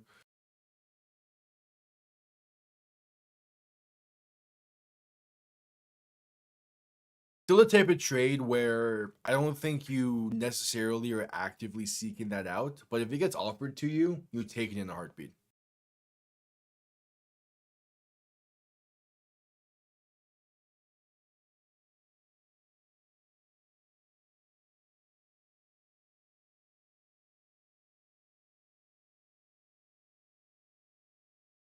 Again, I just don't think Buffalo is a team that's going to be willing to move on from Quinton Mitchell anytime soon.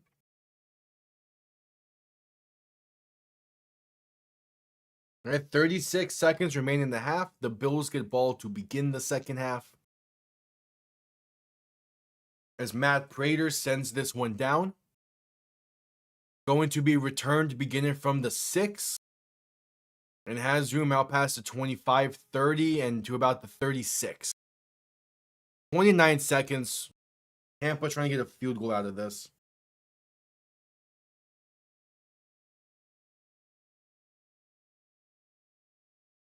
No, you're not getting. You're definitely not getting sauce. The Colts just gave up a shit ton for him. Maybe you can get PS2, but it would take a lot. I don't think Miami's a team that if they're gonna make trades in the offseason, it's gonna be them getting pieces in return. I think they're gonna be the team that's gonna move off of some players that are older, dealing with it and try and save some cap space and get picks in return. Quick throw to Bucca left side can be a gain of about 8. I think the most intriguing possibility and most intriguing situation for Miami is what happens with Bradley Chubb. I would not be surprised if he gets moved. I would not be surprised if he stays. That's one. Maybe you try moving on from Austin Jackson just because of how banged up he's been and how injured he has been. But he is still a very nice right tackle to have when he is healthy.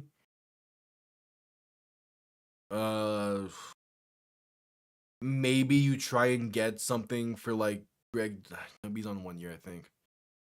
Like there's not a lot of pieces I would want Miami to sell off, especially if they view next year as a year that they could contend, could compete. Baker in shotgun back to his right, 2 receivers to each side, 2nd and 2. Going to look to throw. Has time, throwing 1 left side, going to be caught. Down to the 31 is Sterling Shepard. That's field goal range. Tampa goes. Oh, Tampa calls a timeout. Okay. They've now called both their timeouts.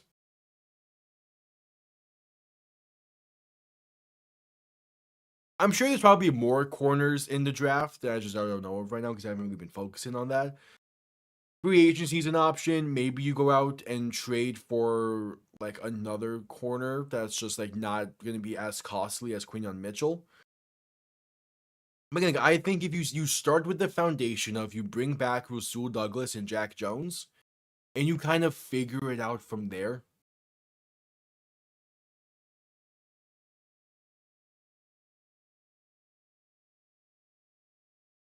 Now, maybe you could also use Bradley Chubb as a piece to get a corner, the same way you used Jonnu Smith and Jalen Ramsey to get Mika Fitzpatrick.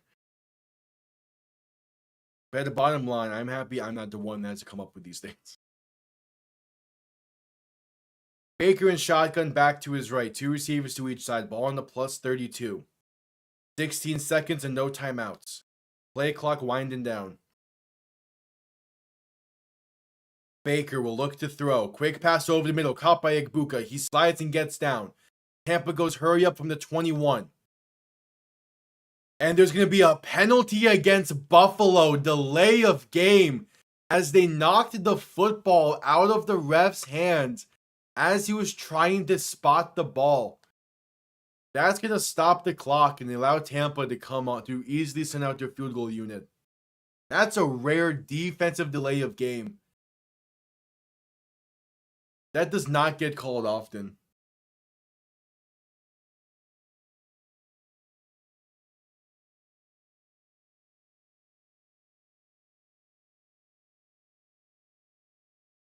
There's not really anyone that I don't want on this team next year, aside from like, guys that already were not going to get a lot of play. Ideally, we're not get a lot of playing time anyway next year, just because of they're getting playing time now due to injuries. The most intriguing name is Bradley Chubb. He's going to be the center of a lot of Dolphins talk in the offseason because he's up there in age. He's been kind of banged up for Miami. He missed all of last year. It's what can you get for him? As Buffalo calls their first time out.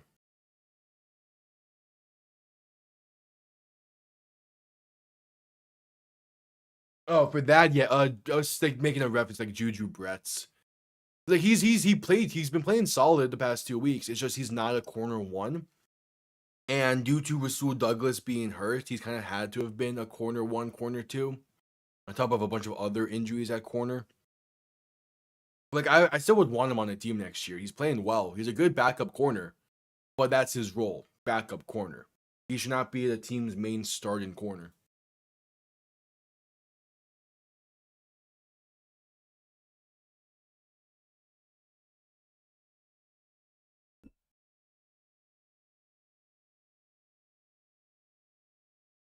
Nine seconds remain in the first half.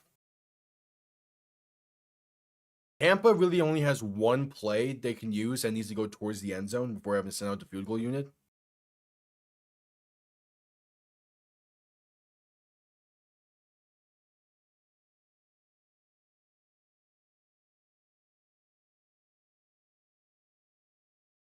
So Baker in shotgun, back to his right, 2 receivers to each side. Ball on the 17.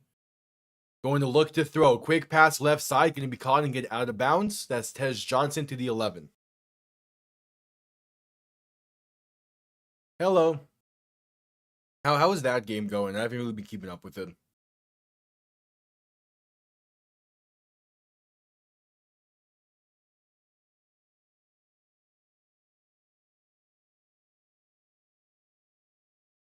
It depends what the and more is, but yes. I would trade up for Caleb Downs and use the first round pick to do so. 29-yard kick from the left hash. It is up. It's blocked. Buffalo blocks it. They maintain the 4-point lead entering the half. Oh, now there's a penalty down? Or they say, wait. There's a penalty down. The kick got blocked.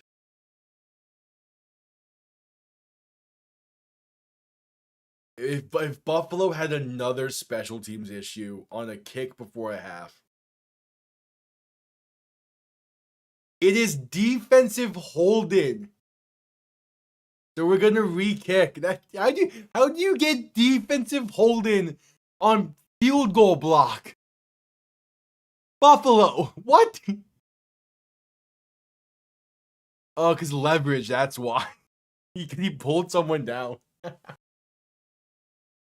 First and 5th, yes. First and 3rd, it would depend on the 3rd, but most likely also yes.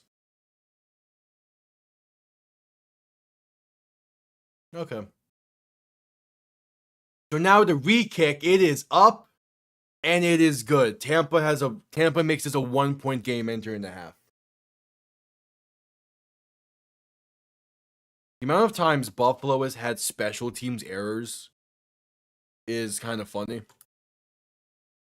Because 2 years ago, they had the too many men on the field against Denver. That would have been the game winning missed kick.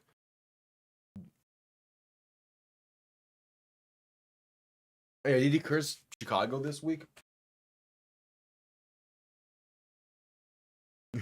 Wait, Tennessee is up 3-0 right now against Houston.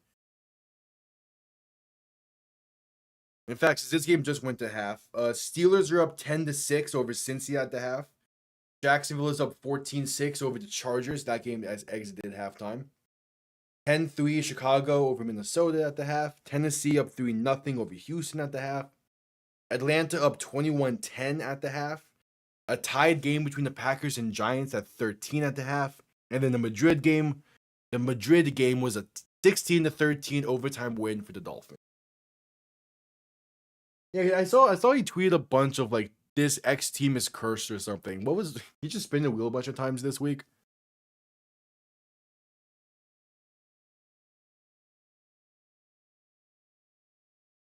Oh, that's what it was. I forget he puts multiple teams at one spot sometimes.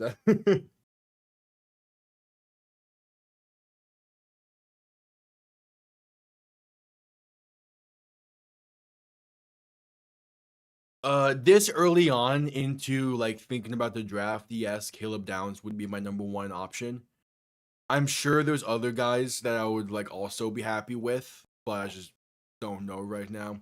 I started diving deeper into the draft once the season ends, and I can go back and watch a bunch of stuff for college and whatnot.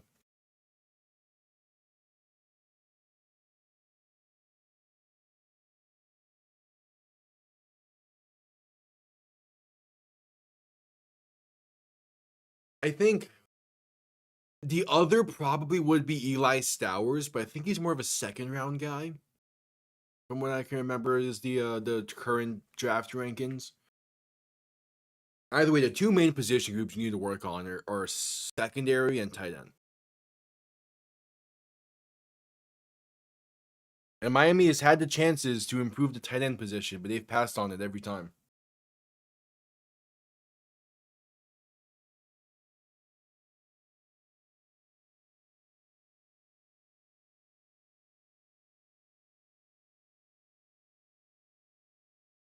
Yep, at commercial break. Devontae Adams is active for these game later. Cool.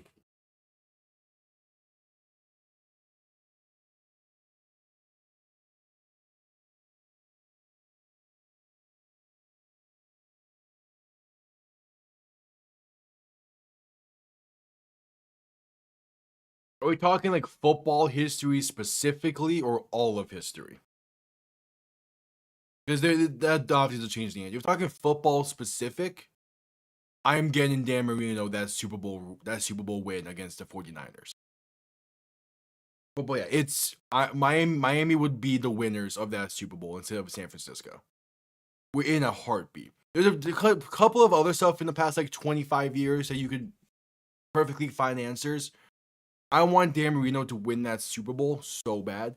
Because that also would change how the Dolphins going forward would probably look, because there's a chance for the dynasty to probably focus a bit harder in the running back room and building that team around a little bit better. But it's getting Marino that ring. The fact that he did not win a ring in his career is insane. I feel like that's a good option as well. Non-Dolphins related, I'm making Tom Brady sign with the Montreal Expos. And Drew Bledsoe would be the starting quarterback for the Patriots up until however long.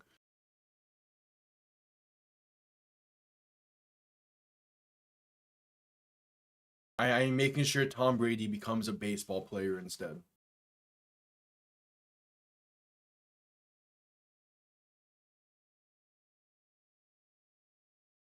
But like Dolphins, and I guess that is kind of related to the Dolphins as well. Either way, yeah.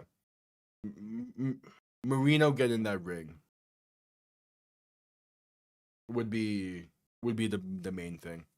Either that or Miami actually signs Emmitt Smith in '95 when he wanted to come to Miami, but Shula said no.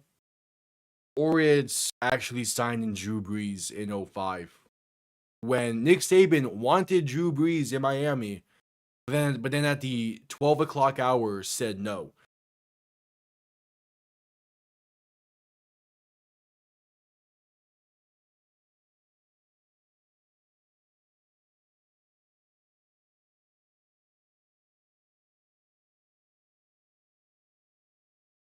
Yeah, JJ McCarthy has 2 interceptions in this game.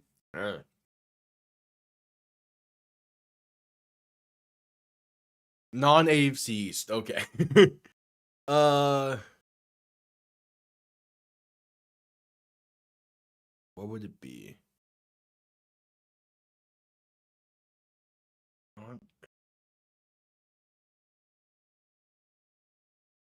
The James Harrison pick six in the Super Bowl against Arizona.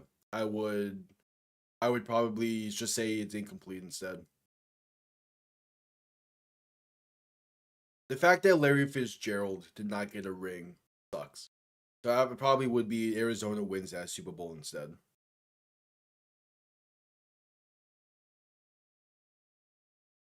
Or is Andrew Luck actually gets an offensive line around him and he doesn't retire early.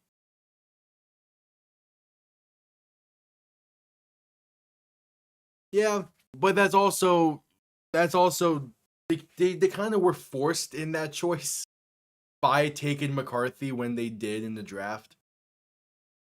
Because if you bring back Darnold for another year or for 3-4 years, at that point McCarthy is going to probably be traded at some point because he's just too talented for a team was going to offer a lot to be able to get McCarthy. Because he's just a young, talented quarterback. He's not playing great right now. There's still time, but it's one of those things where if you keep Darnold, things are probably a little bit better, but not too much. Like last year was a lightning in the bottle type of year for Minnesota.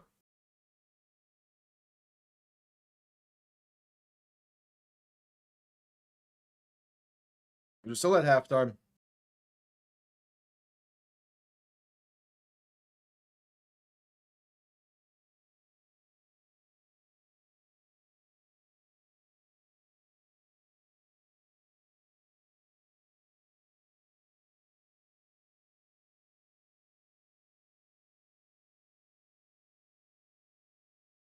At the half.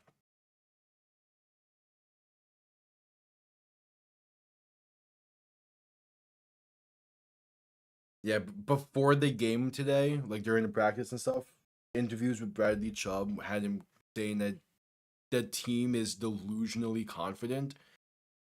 And now that they've won 3 out of the last 4 and faced a relatively easy schedule, the fact that it is legitimately possible is insane.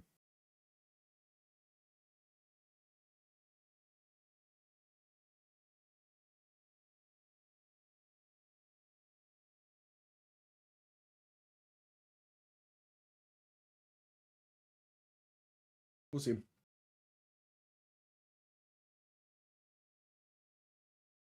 Any QB non-Dolphins Tom Brady career.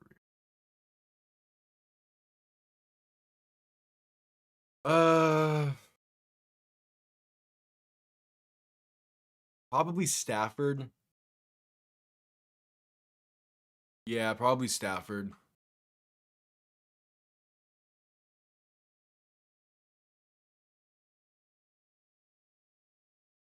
Who else would be fun options for that? David Carr? No.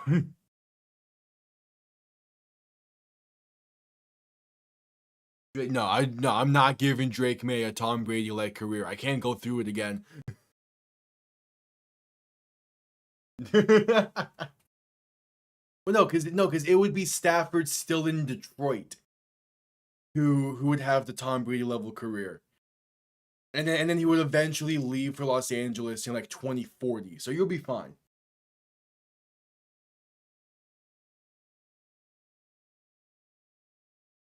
Drew Brees would be another one. If Drew Brees had a Tom Brady like career, we're talking a completely different AFC. Because that means the Chargers would be a dominant force for 30 years or 20 years. Brock Purdy, I don't think he needs that. It wouldn't be fun. Because I'm also thinking of like some of the teammates that they've had. Of like guys that I would want to have seen have a longer career and more success. Josh Allen is tempting to say, but at the same time, it's AFC East, and it's just no. If Josh Allen was on a different team, 100%. Oh yeah, Vikings. Who's been in the? Not McNabb. Don't really care for him. Well, they just go old. Give me Otto Graham with it.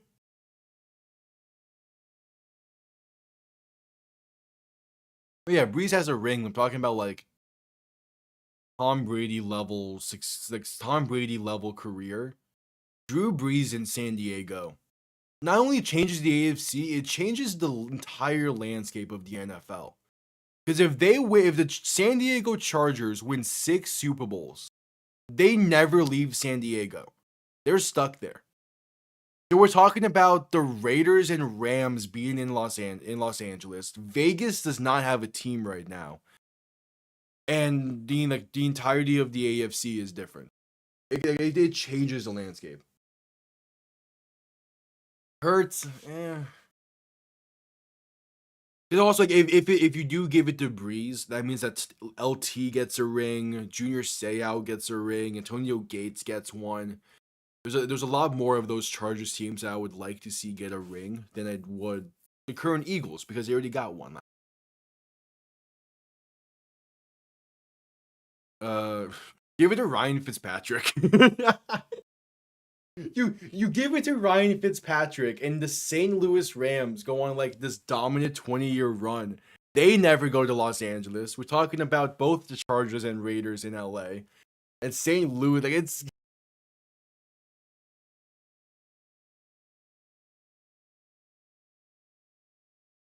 I still think Saban would leave Miami eventually.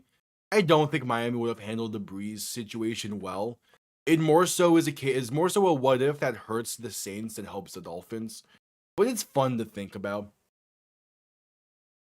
Now, if Miami would have drafted Breeze in 2000, which was unlikely because he was drafted 33rd overall or 32nd, then we're talking about a different story. But at that time in 05, 06, you're at the tail end of Miami's really great defenses, and you're getting closer to the 1-15 season, Wildcat offense having to be successful. I don't think Breeze would have helped that team that much. Maybe you get 1 year of great success, but after that, I doubt it really helps. Oh yeah, of course I would say Tua. Because 20 years of great Dolphins football would be fantastic.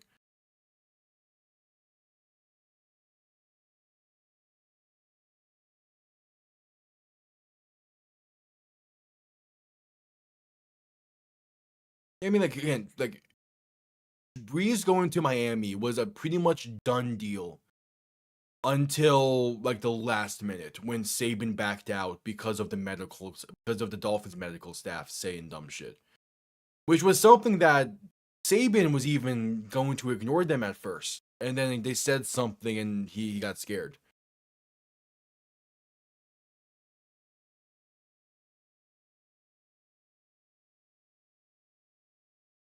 But I don't think that Dolphins roster in 2005 or 6, whenever it was, I think 6 more likely. I don't think that Dolphins roster would win a Super Bowl the same way that the Saints roster ended up doing. Because the coach, Nick Saban also was not a good NFL head coach. Like, yeah, he could get Drew Brees in, but I don't think it would have helped him be a better NFL coach. He's a college guy. Unlike Sean Payton, who was a great NFL head coach for the Saints. Kickoff return beginning from about the 4 has zoomed out past the 40 to the 44. These Bills returners are having a great game.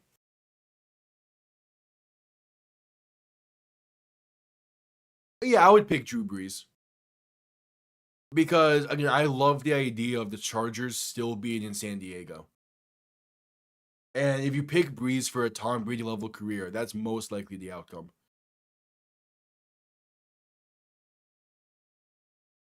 I'd see him.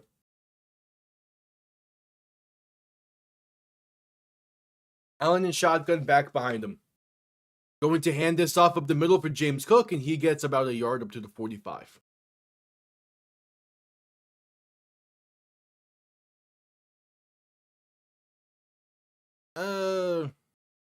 I know the early 90s were like a word as well about that.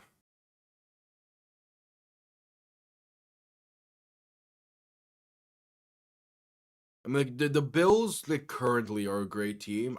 They need to win a Super Bowl soon. This was their best chance, and it does not played out how they wanted it to. And now there's a false start against Buffalo.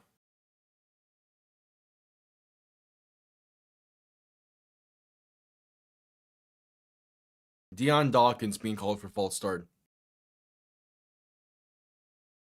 Josh Jacobs has been ruled out with a knee injury. Yeah.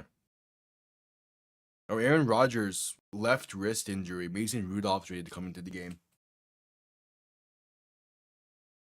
Allen in shotgun, 3 receivers to the left, 2 to the right. Quick throw to Shakir left side. And that's blown up for a loss of 3.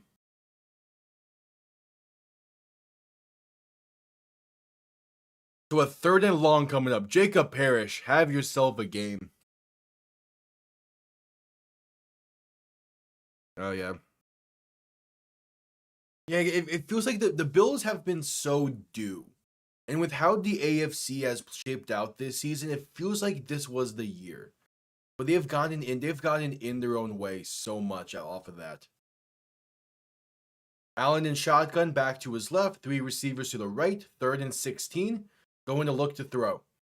Has some times, trying to step up, escapes up the middle, and has room. Gonna lateral this one left side to Ty Johnson. He gets the first and up to the 35.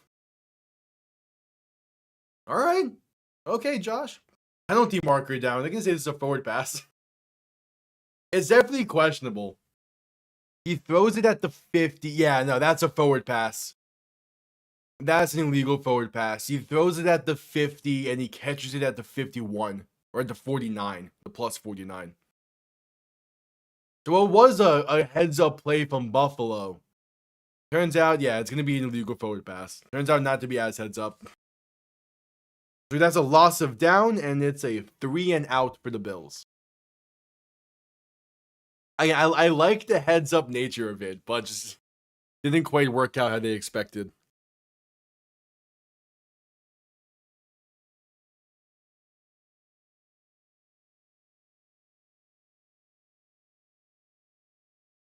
Wasn't Trent Dilfer just let go at UAB?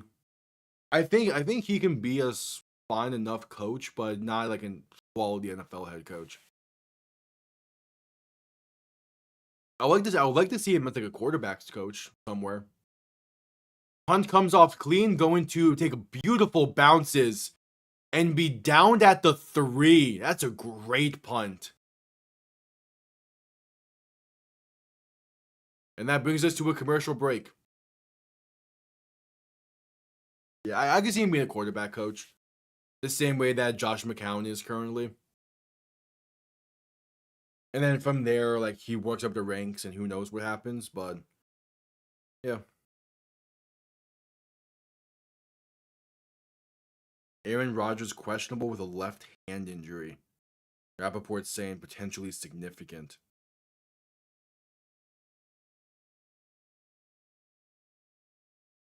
Okay. So things are lining up for Miami right now.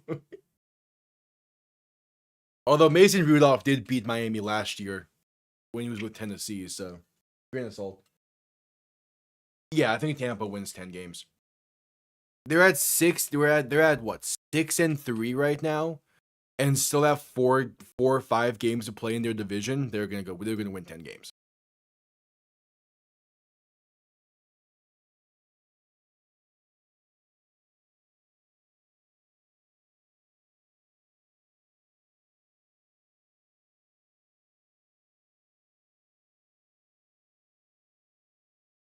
Yeah.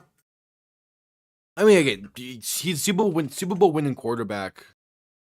He did get, he was with that 2000 Ravens team. Their defense was incredible, similar to Brad Johnson being a Super Bowl winning quarterback in Tampa. But yeah, he's still a solid quarterback. And he played a long time.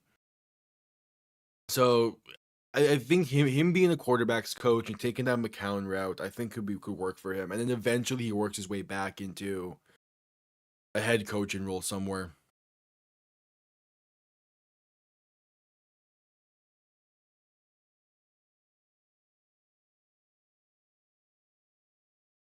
So that commercial break as Houston an extra point away from taking a 1-point lead over Tennessee.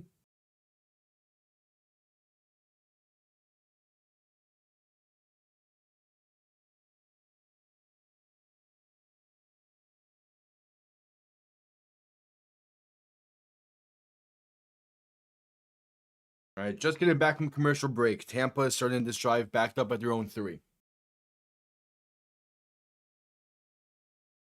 I don't off the top of my head. I also don't. There's also like plenty of guys in the league right now that don't remember where they went to college. I want to say he went to like a team that with the primary color of blue, but I could be off on that. Handoff up the middle, and it's going to get nothing.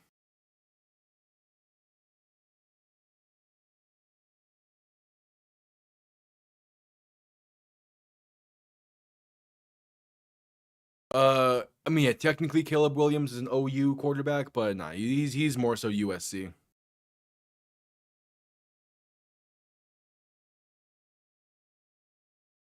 All right, 2nd and 10.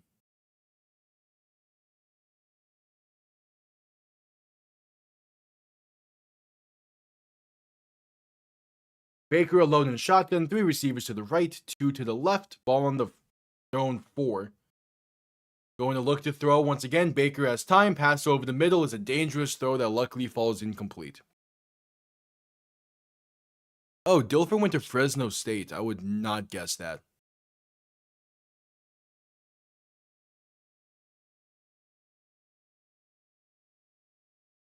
No, the team wasn't good, but not really was the Oklahoma stuff. I'm sure like Caleb Williams is appreciative for both schools, but he really propelled into the draft rankings because of USC. and his success there. 3rd and 10. Baker in shotgun back to his left. 3 receivers to the right. Gonna look to throw. Has some time. Pass right side will be caught. And I think he got enough for the first. The spot is close. But judging off of that spot, I'm not sure if he got it. We'll see. Dilfer went to Fresno State.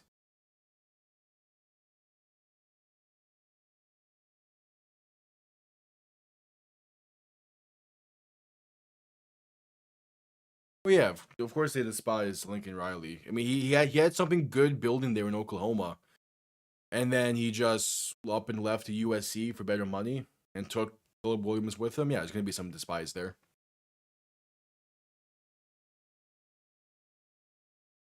Yeah,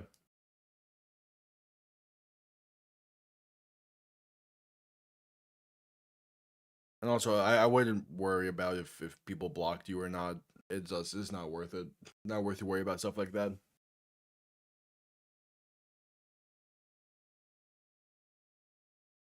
They're gonna measure this, and yeah, short by about a foot. So the Bucks go 3 and out. Seahawks current quarterback is Sam Darnold. So Tampa goes 3 and out. They're gonna punt this one away. I mean, you start that far backed up, it's gonna be tough.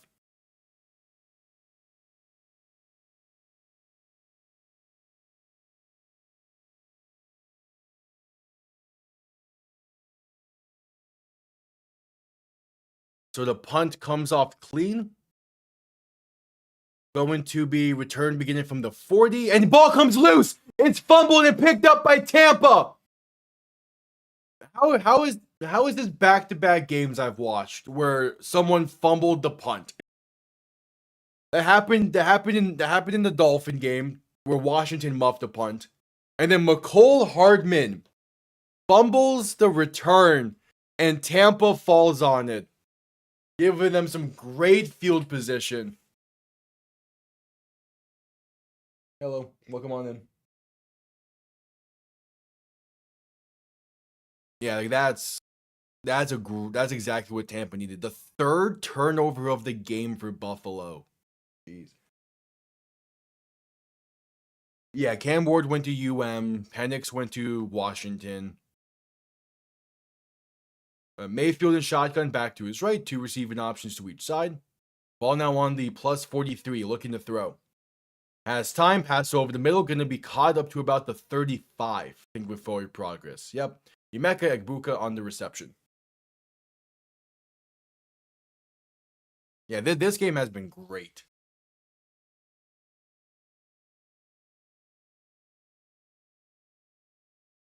Definitely a nice change of pace from what the Madrid game was. Even though Miami won that, it was a pretty ugly win for the Dolphins in that game. Baker under center, back behind him, 3 receiving options to the left, 2nd and 2. Ball on the plus 35. Handoff up the middle. That's enough for a first and more. 25 and down to the 21. It's Sean Tucker. And Tampa is well into field goal range.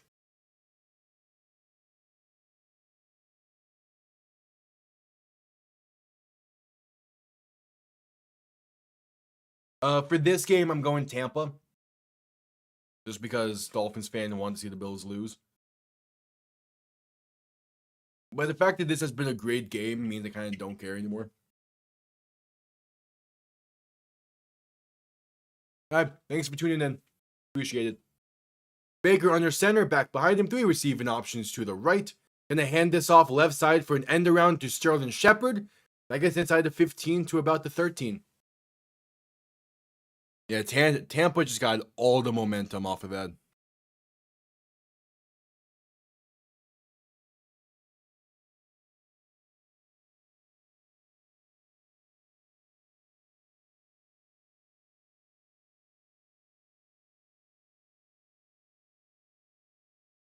And showing some highlights of the Tampa ground game today, which has been great. It's now 2nd and 3. Baker under center, back behind him, 3 receiving options to the right. Going to send a man in motion right to left as they hand this off up the middle. And that is Sean Tucker for maybe a yard. Not much else.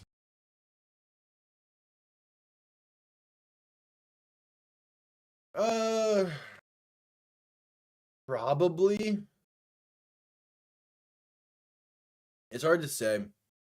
Their defense has been playing fine in this one, but I don't know. It's the offense that needs a drive here and they need momentum. If they find the end zone, I'll be more confident in saying that Tampa's in route to win.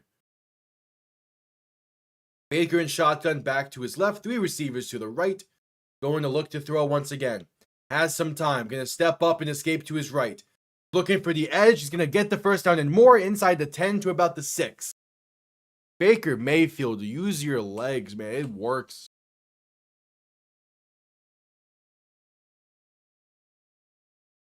Jalen Warren has an ankle injury for the Steelers. Man, the Steelers are getting banged up.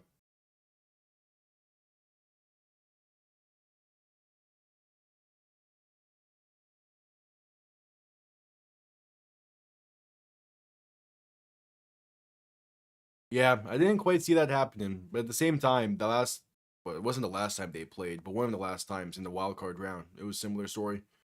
At least in the second half. Baker in shotgun back to his right, going to look to throw in 1st and goal. Pass end zone is incomplete, nearly picked off. A little bit low, looking for Cade Auden. 2nd and goal coming up with 7.5 to play in the 3rd.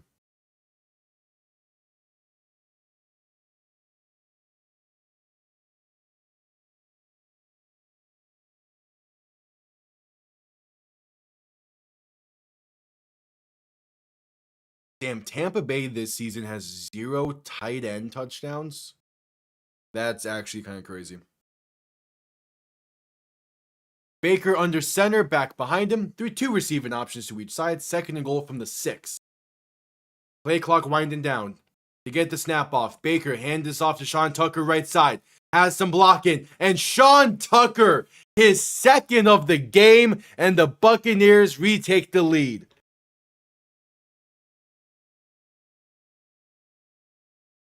There we go. A 5-point lead, and Tampa will seemingly go for 2. Oh, now Michael Penix is heading to the medical tent. A lot of injuries in this 1 o'clock window. What the?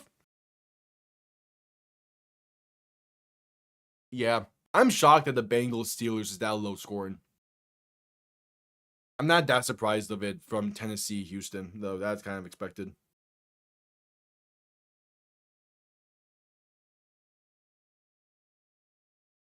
All right, a 2-point try. Baker in shotgun back to his right. 3 receivers to the left.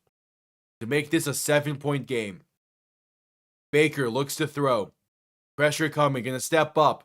Tries to take it himself and stuffed at the line. He had a wide open Tez Johnson. But didn't see him, and it remains a 5-point Tampa lead.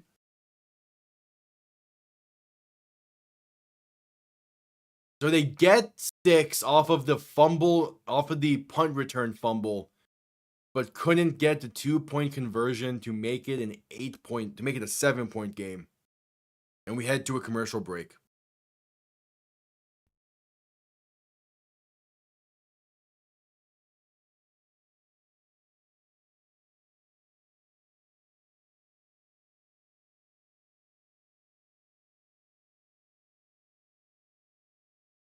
All right, so we're at commercial break. I'm keeping an eye on the Houston Tennessee game on in the background right now. Yeah, it's been something.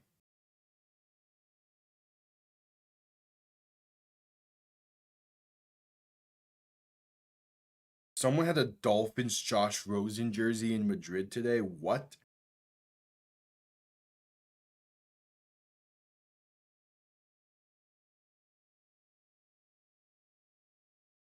That's I never thought I would see someone wearing a Josh Rosen Dolphins jersey. That man played 1 game in Miami.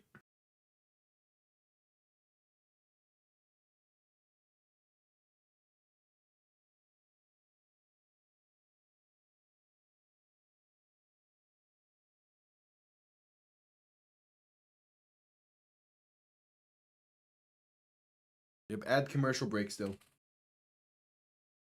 It's a 13-9. Jeez. But all Cincy needs is a touchdown, and I feel like they're fine the rest of the way.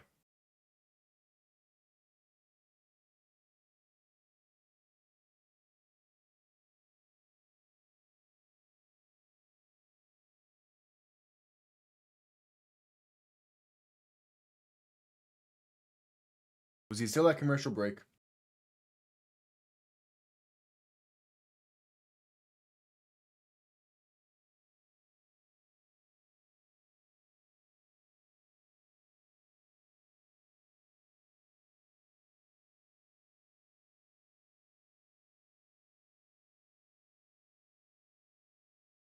Still at commercial break. No, it's still not touchdown over yet. The Bills' defense can make a stop. But if I'm Tampa's defense, I am thinking we can't give up 6 here. Tampa's defense needs to be thinking touchdown or break. But Buffalo's offense can afford a field goal and still feel fine.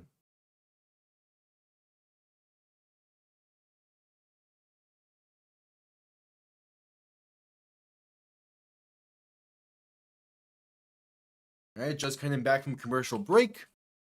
Tampa set to send this one down. The other thing is Buffalo's kick returners have been on fire today. Let's see if they can get one more out of them.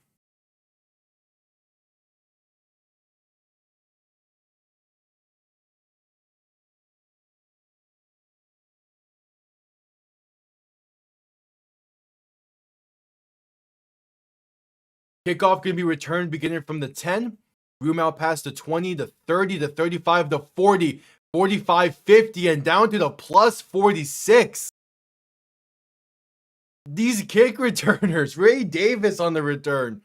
Buffalo has been having fantastic kick returns today. Like, absolutely fantastic kick returns.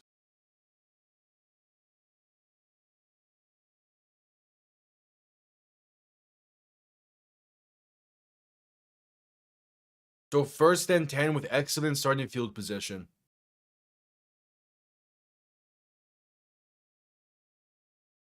Allen under center, back behind him, 3 receiving options to the left, play action looking to throw.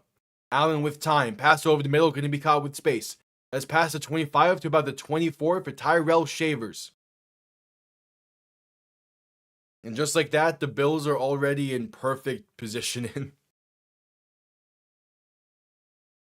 James Cook has been doing nothing.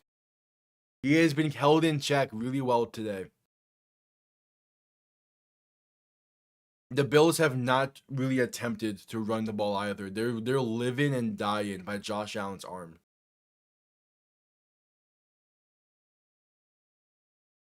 Allen in shotgun, a back to each side. There's a handoff to James Cook, and that's going to be about 5. Might be his best carry of the day.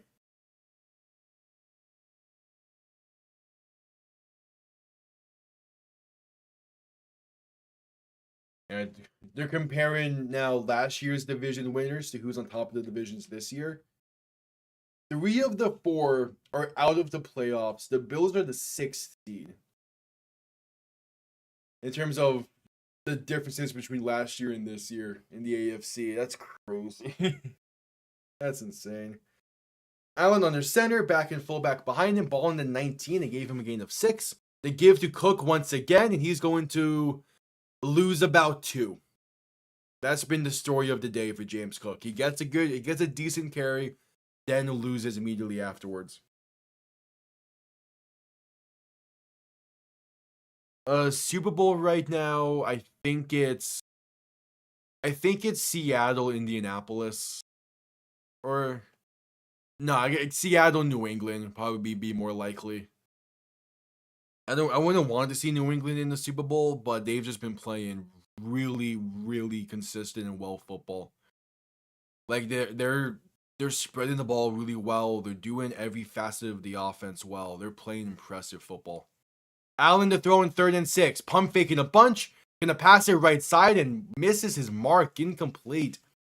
Looking for Joshua Palmer, and Palmer was open. Allen just completely missed him. Did they settle for a field goal?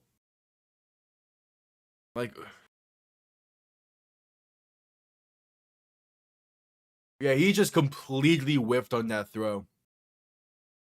That's one Allen normally makes. So out comes Matt Prater for the field goal try.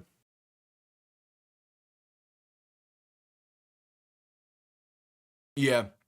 39-yard kick. It is up and it is good.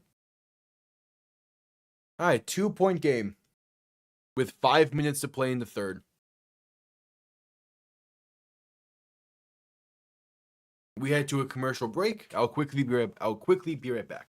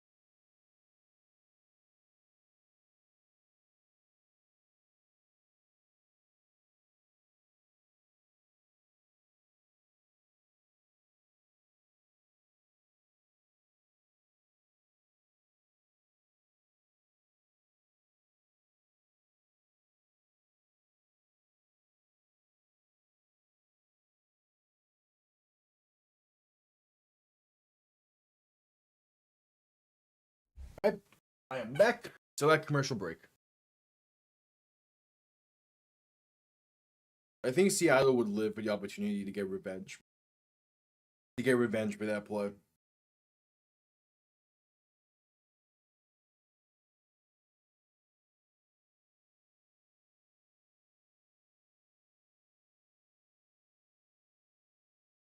Yep, at commercial break still.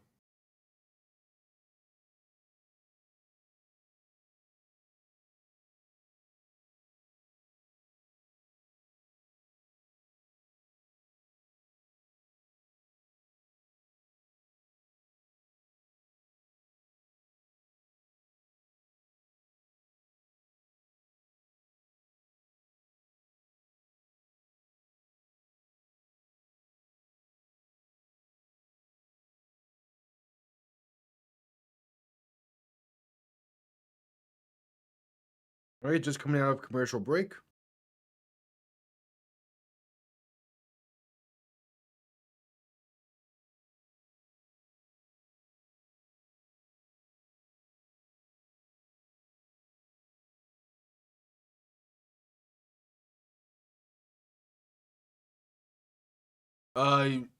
UCF and UM are like the top two. Grew up in South Florida, bunch of family, and so a bunch of family UCF. It's UCF or UM, but for the most part, for college, I just root for chaos. I root for upsets. I root for the underdogs, the Cinderella stories. I want Vandy and Georgia Tech to win out and make the playoffs this year because it'll be fun as hell. Kickoff underway as we're back from commercial break. Going to be return beginning from about the 3. As zoom out past the 25 to about the 27.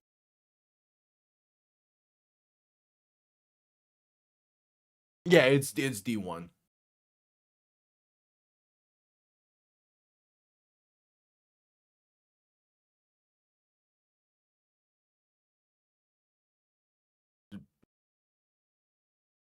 Yeah, because I'm at school studying statistics and eventually want to work properly radio or TV with sports analytics. So I was gonna make sure I go to a D1 school so I can get involved with those, so I can have a solid football team to keep an eye on. Baker under center, back behind him, 2 receiving options to each side. Gonna hand this off up the middle, and there's some space for Sean Tucker past the 30 to the 32, a gain of 4.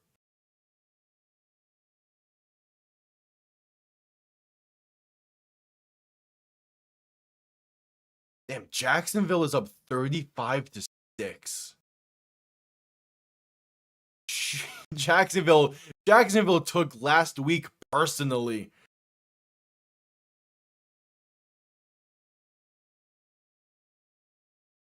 Kirk Cousins in the game for Atlanta right now. All right, Baker in shotgun, back behind him, a tight end in the backfield to his left. Going to play action and look to throw. Pressure coming. Baker rolls right, pass in right, incomplete. Off the mark. No, I'm still going to keep this up and still keep rolling with this. But it's like, I would love if this takes off and ends up being like something I can do full time. I'm still have to be somewhat realistic and work and try and get like work after school. So that's why like finding work in radio or like local TV and stuff, I'm totally cool with. But yeah, this is gonna be riding until I decide it's time to go. This is gonna be riding for as long as I can. There was a penalty for an eligible man downfield. They will be declined. 3rd and 6.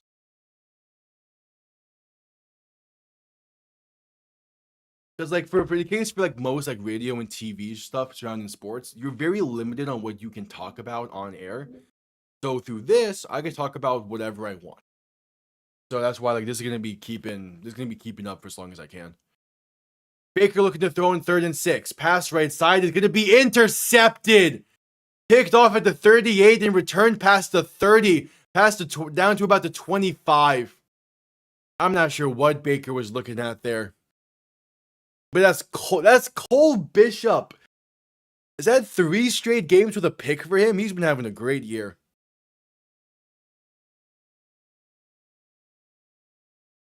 I think that's 3 straight games with an interception for Cole Bishop. He's been having an incredible. That's a terrible throw by Baker. He threw it in between Egbuka and Sterling Shepard and directly to Cole Bishop. Yeah, Cole Bishop was basically playing receiver there for Tampa at the first down marker. I'm not sure what he was throwing to.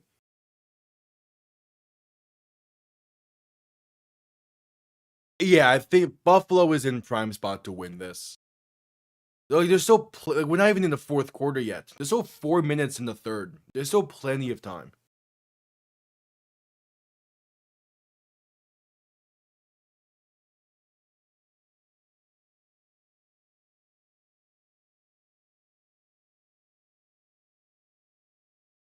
Justin Jefferson's upset after another bad throw from McCarthy.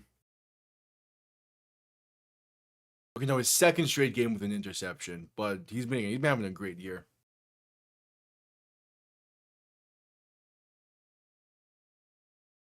Allen in shotgun, back to his right. 3 receiving options to the right. 1st and 10 from the 25. Sending the man in motion. That's Khalil Shakir. Allen looks to throw. Pressure coming. Pass left side. Wide open. James Cook. And all the Bills only need 1 play to retake the lead. I will take that because of fantasy. James Cook has been giving me nothing today. But he gives me something there. The Bills retake the lead.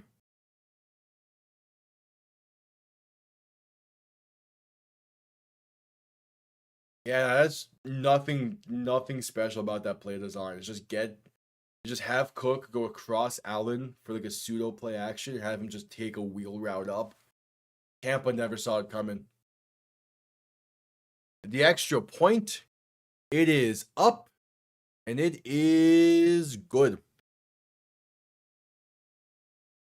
We'll see how Tampa bounces back from the interception, but that just gave the Bills so much momentum in this game.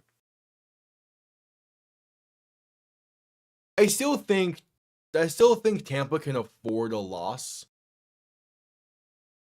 because of how close the division, because of their division. What? Because with a loss and a Carolina win, they would be a half game up on Carolina, and then they still have to play Carolina twice to end the season. Four of the last 5 games on the year is divisional games. If they just win those 4, they win the division.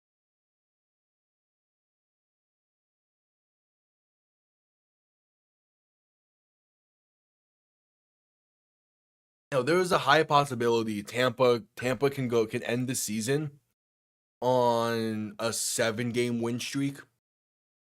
That'd be 6-game win streak. Like, Tampa's gonna be just fine.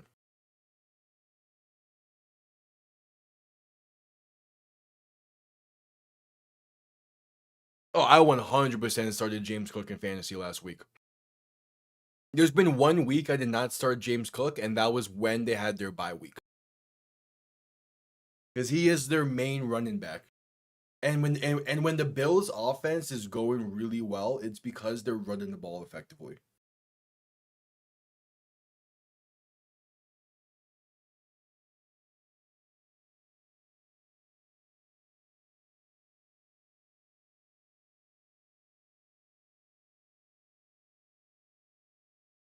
Yeah, I would 100% started James Cook last week.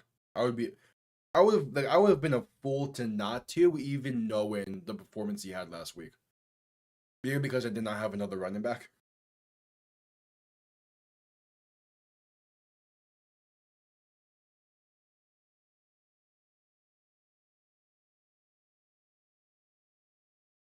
As we're still at commercial break.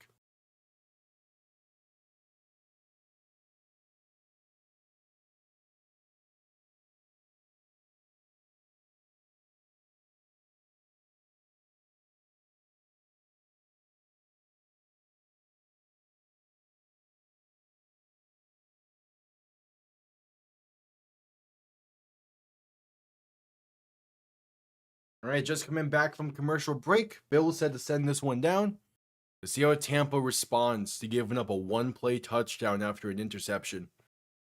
There's been 7 lead changes in this game. For this week, it's Jordan Love at quarterback, Achane and Cook as my running backs. Higgins and I think Sutton is it Higgins and Brown? Trey McBride's my tight end. I put RJ Harvey in there because that's a personal thing. J.K. Dobbins is on IR. I want J.K. Dobbins to play well, so I'm just putting him in there. McConkey is my other receiver. I have Rams defense and Brandon Aubrey as my kicker right now. I feel fine with it. Kickoff going to be returned beginning from the 5. As Umel past the 25, past the 30, 35, breaks off 1 tackle and gets brought down at the 39. All right, good, solid, very solid return. Now can the offense just capitalize? I also have a bunch. I drafted very Eagles heavy in this league. It's not a big league. It's like a 6-man league. But I have Tyler Warren as my other tight end, Sutton as my other receiver. I have Matt Prater as my other kicker. Probably should have played him this week, but I trust the Cowboys offense to go against the Raiders defense tomorrow night. Then I have Eagles defense, Hurts, Brown, and Barkley as my other 4 bench pieces. Handoff up the middle for Sean Tucker is going to get maybe a yard. Yeah, I'm winning it right now, and I have like a 64% chance to win this week. That's going solid. Achane somehow getting me 21 fantasy points is crazy, considering he did not find the end zone, but I'll take it.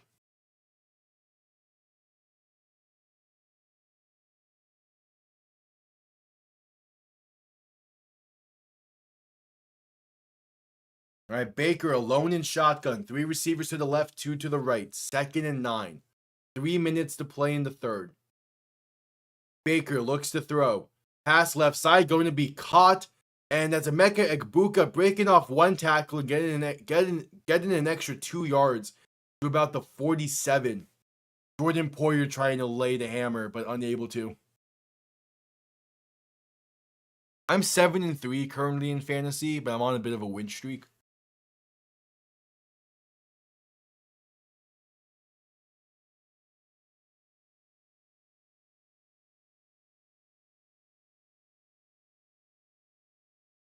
So 3rd and 1 for Tampa.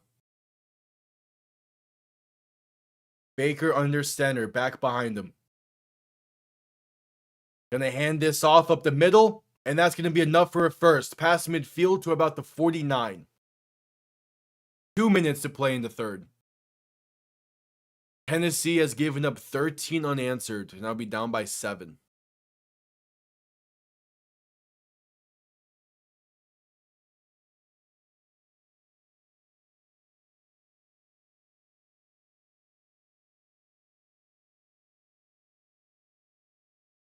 So Baker under center, back and fullback behind him, ball in the plus 49. Man in motion right to left. Gonna hand this off to Tucker right side. He gets about a yard, maybe 2. No last place punishment because we knew going into making the league that some people were not going to be able to pay attention to it and pretty much just set their lineup for week 1 and forget about it. So no last place punishment. I think I'm like second in it because we have one person in the league who is like 9-1 and just had insane luck on his team this year.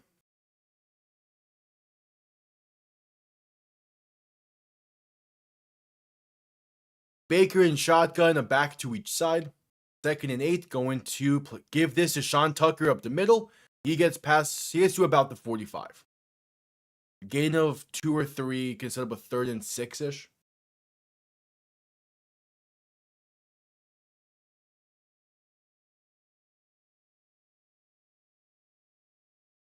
Yeah, 3rd and 6. One more play is needed in the third quarter.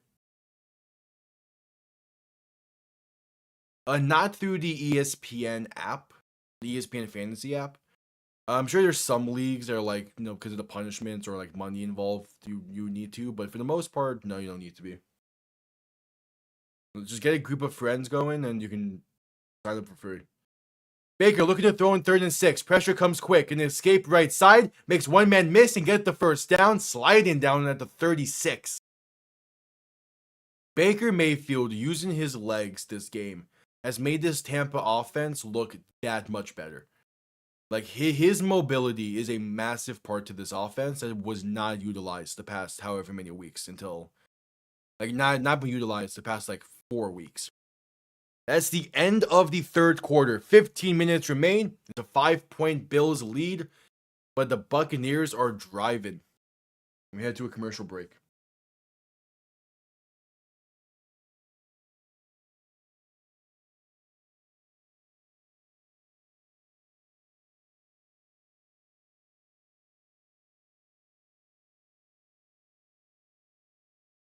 Yep, at commercial break.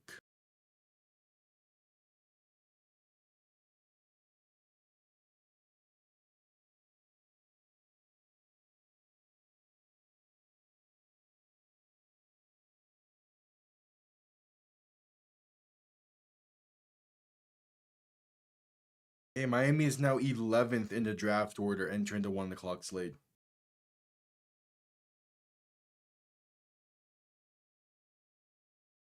Jalen Ramsey got ejected? No, that's funny. Jalen Ramsey got ejected from the Steelers game for throwing a punch. That's crazy.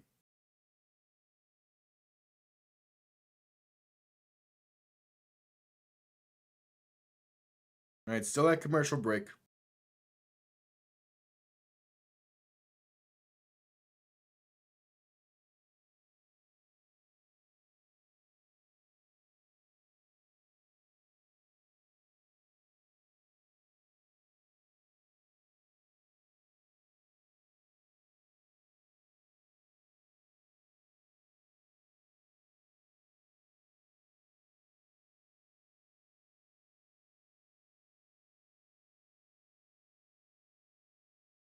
Still at commercial break. Yeah, there's 10 minutes remaining in Texans Titans. And this game is just getting to the fourth quarter.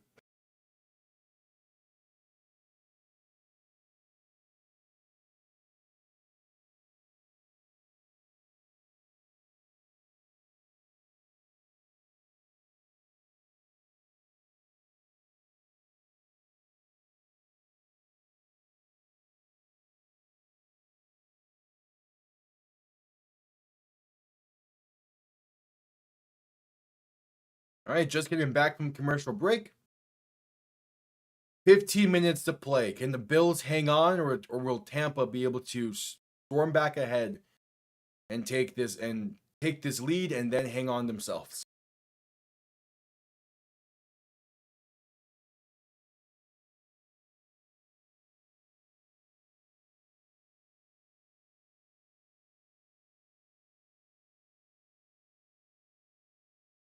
So Baker under center, handoff right side for a jet sweep, and that's going to be Tez Johnson for about 5 up to the 32.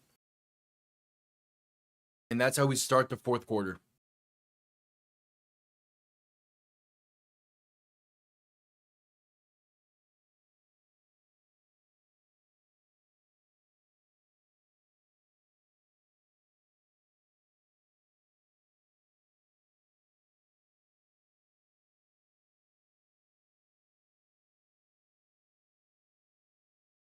Baker under center, back behind him, 3 receiving options to the left.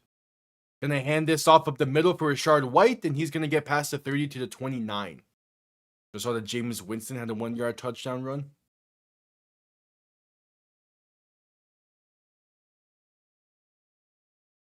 A 3rd and roughly 2 coming up. Or 4.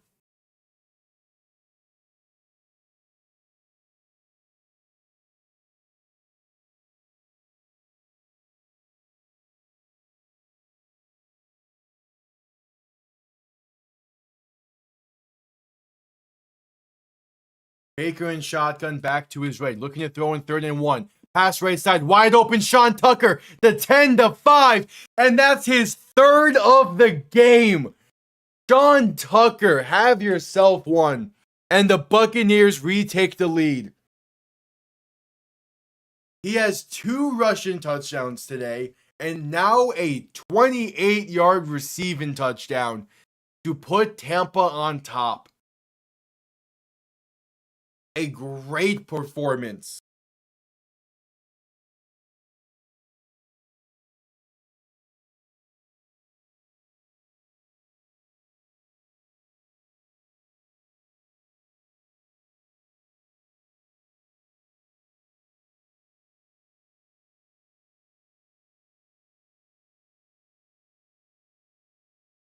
And Tampa will once again go for 2. Baker in shotgun, back to his left, 3 receivers to the right. To make it a 3-point game, Baker to throw. Pass, end zone, right side. Did he get his feet in? They're saying no. Sterling Shepard, the intended target. And it's back to a 1-point game. Or it remains a 1-point game.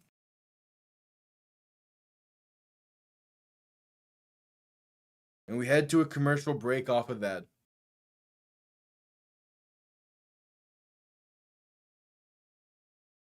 All right.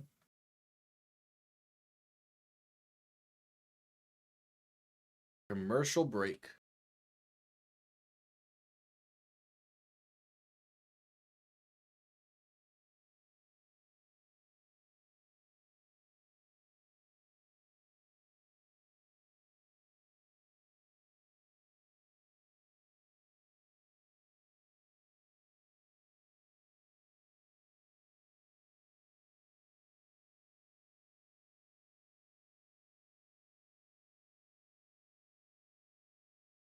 Yo, Buffalo responds.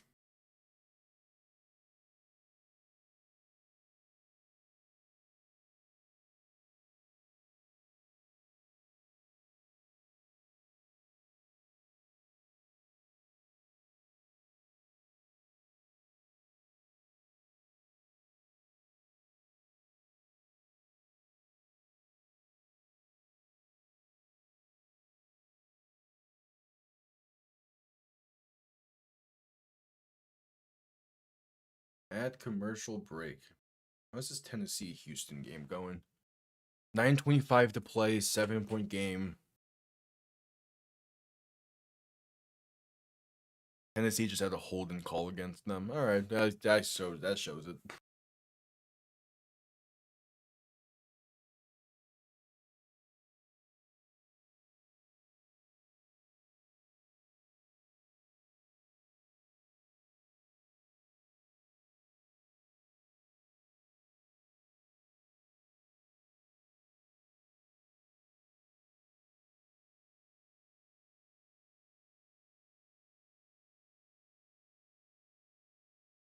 All right, so at commercial break, we await Tampa to send this one off as they just retook the lead.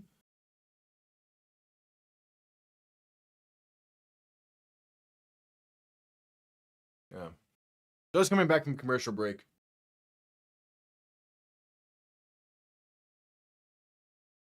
It's always funny some of the locations that the broadcast decides to show for the cities that they're in. Like with Buffalo, we're just getting seen an art museum that's just like cool. Some of these exhibits in it are like, huh?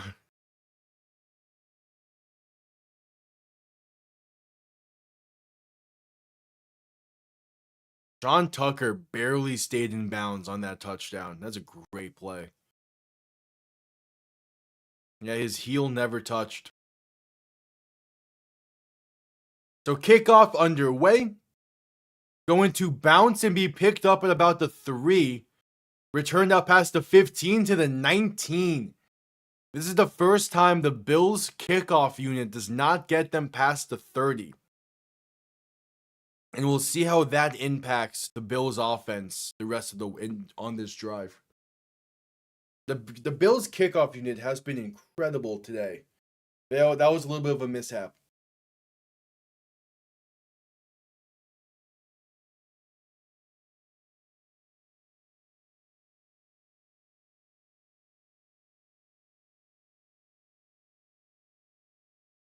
Allen under center, back behind him. 3 receivers to the left. Ball on their own 19. Play action looking to throw. With some time, pass over the middle, caught by James Cook. He has space down the right side, past the 30, past the 35, and out of bounds near the 37.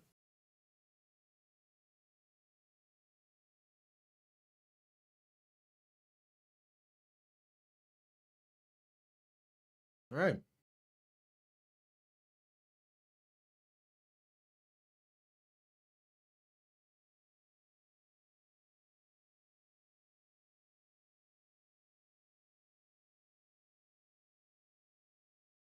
First and 10, ball on their own 37. Allen under center, back behind him. 2 receiving options to each side.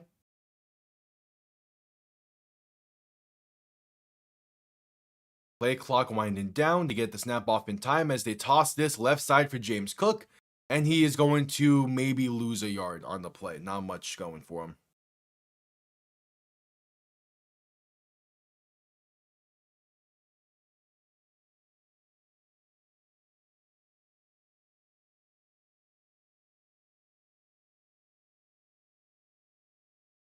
Yeah, there's that. So the Giants have a 1-point lead over the Packers.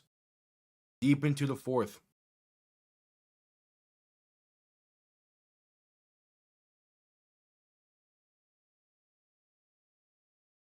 So Allen in shotgun, back to his left. 2 receiving options to each side. Play clock winding down. 2nd and 10. Going to look to throw. Allen with some time. Pass over the middle. Going to be caught up to about the 40. So a 3rd and 7 coming up.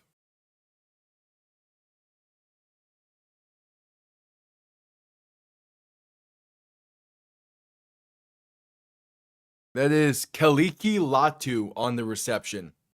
That sets up a 3rd and 6.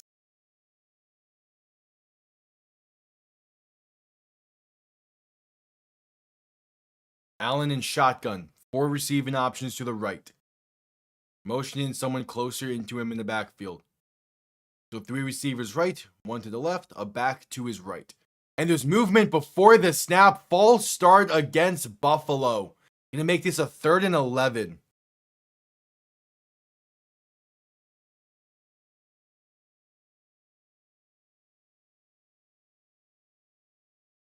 Okay.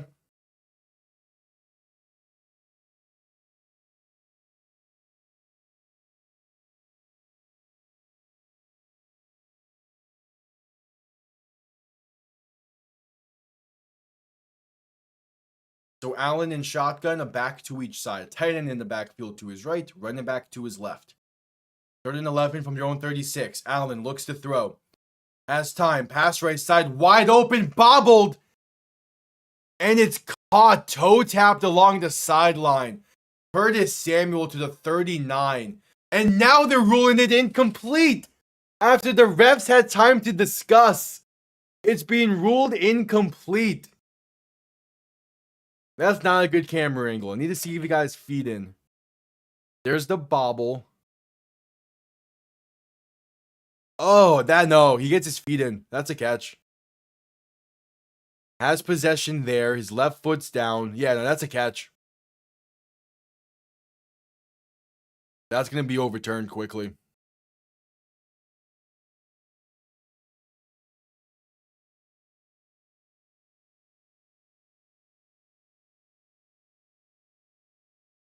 So it was ruled a catch. Then the refs talked, ruled incomplete, and then re-reviewed and ruled a catch. Yes, somehow Curtis Samuel gets 2 feet down there. So Allen under center, back behind him, 2 receiving options to each side. Then a man in motion as they play action and look to throw. Allen escapes to his right, going to lot past this right side. That's caught by Gabe Davis inside the 30 to the 28. And the Bills' offense is moving.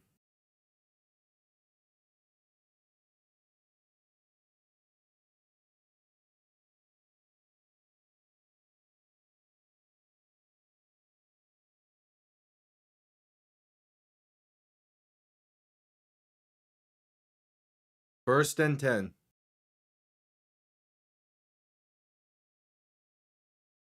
Allen in shotgun. Back to his right, 3 receivers to the left. Going to look to throw. Pressure coming, pass left side, incomplete. Looking for Khalil Shakir, Antoine Winfield Jr. in coverage. 2nd and 10 coming up. Under 10 minutes to play in the game. So again, I will be live as well with Kansas City versus Denver in the 4 o'clock window, as well as Sunday Night Football between the Lions and the Eagles.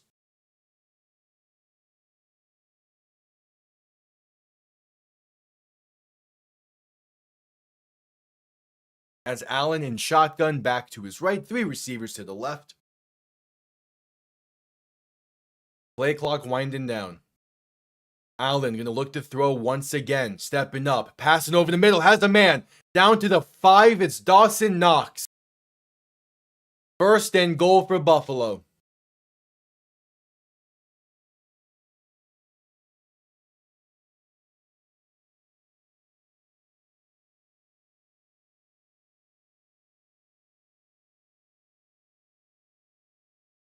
$9:25 to play in the game.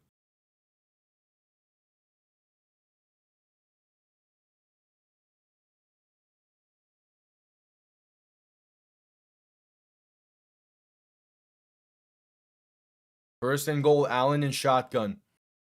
Going to keep it himself right side. Has space, and Josh Allen gives the Bills the lead once again. That's the 9th different lead change of the game. And they're going to, up by 5? Do you go for 2 here? Probably. Yeah, just simple QB power. And with Josh Allen, might as well be a freebie.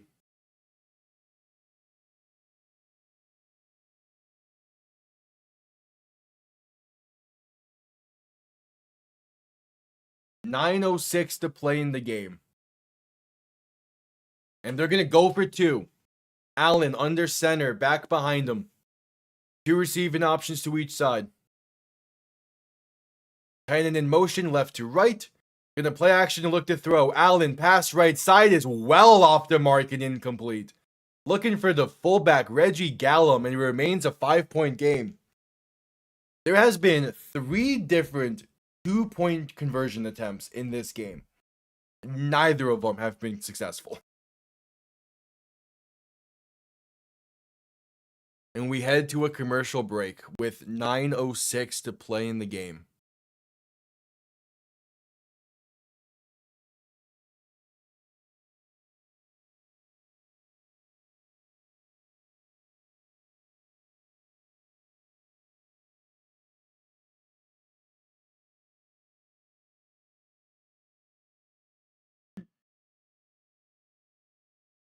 Christian Gonzalez, what a catch to give the Packers the lead.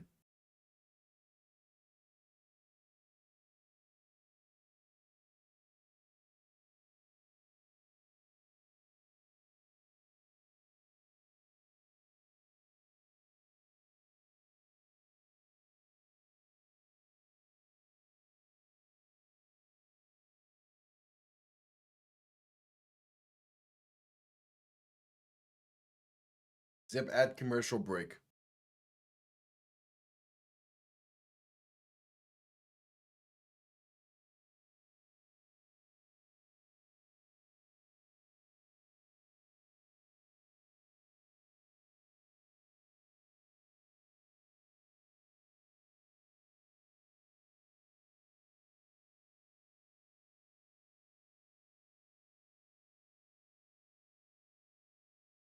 The fourth quarter. 9 minutes to play. Tampa needs a drive here. But Tampa, if they can find the end zone, they probably go for two again. Just because.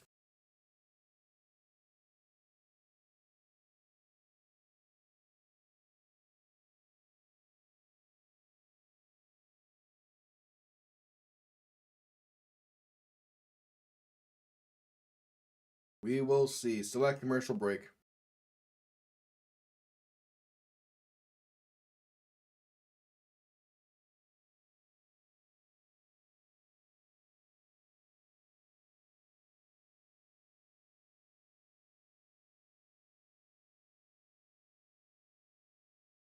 At commercial break still.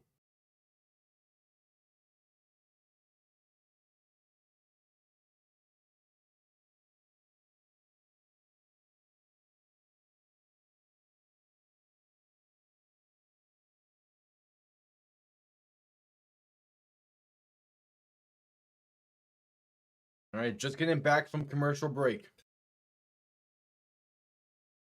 Josh Allen is 2 rushing touchdowns away from setting the most career rushing touchdowns by a quarterback, I think that just said. He's at 74, which is crazy.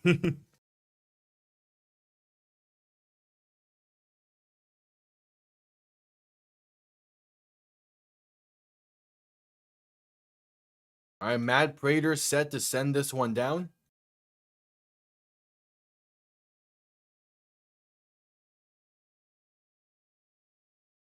And with 9 minutes to play in the game, kickoff is underway. Going to be returned beginning from the 12. Room out past the 25 to about the 31, maybe just the 30. So 1st and 10, Tampa needs the end zone.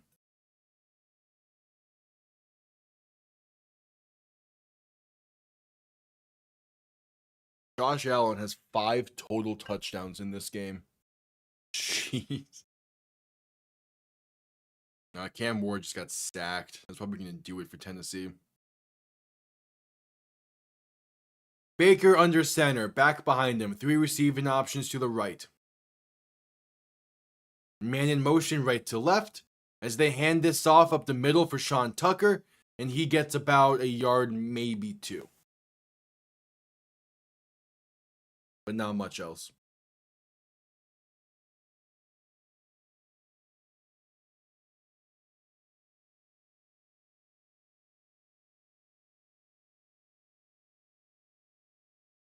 Second and 8 coming up.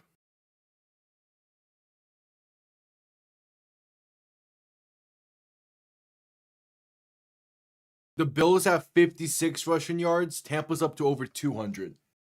This game should not be this close. Baker in shotgun back to his right, looking to throw in 2nd and 8. Quick pass right side, caught by Sean Tucker, and that's a gain of about 6, up to the 39. 3rd and 2, 8 minutes to play.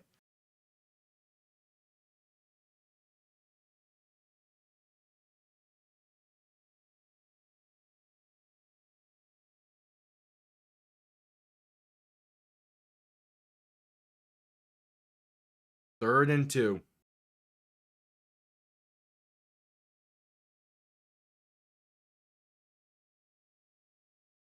Baker in shotgun back to his right. 3 receivers to the left. 3rd and 2, 7.5 to play in the game. Baker looking to throw. Has time. Pass right side is incomplete. Looking for Sterling Shepard. I don't get the play call. I don't get the play call. And they're going to punt it away. That might have just lost them the game. I don't get that play call. Not necessarily saying that they should have ran the ball, but I don't like that route concept. Punt comes off clean. Going to bounce and be downed at about the 15.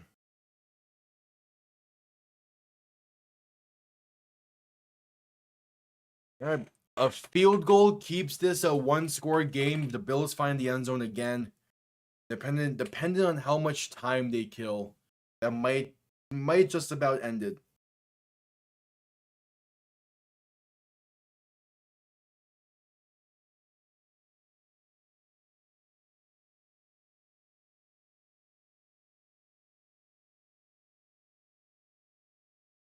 First and 10.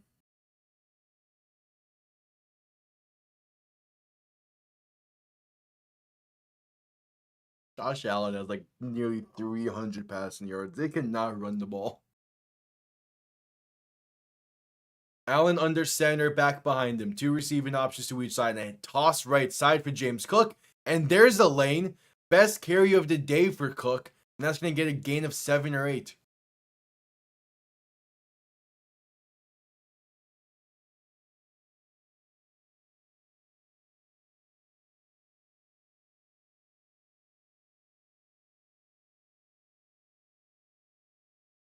All right, yeah, they're going to let this clock run. 2nd down.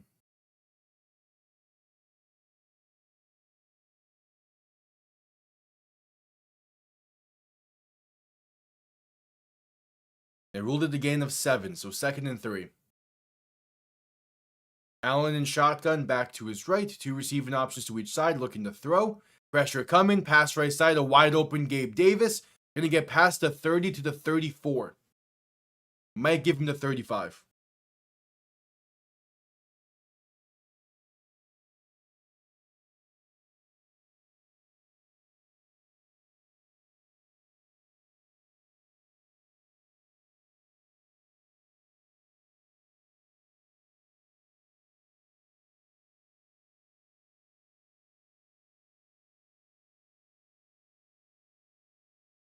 All right, 1st and 10.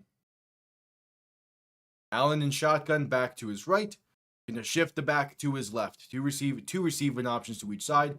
They give to James Cook up the middle, and he's going to find a lane to pick up about 8. Now the ground game wants to be functional. Oh, Tennessee just scored. They're an extra point away from tying that game. How didn't... Okay.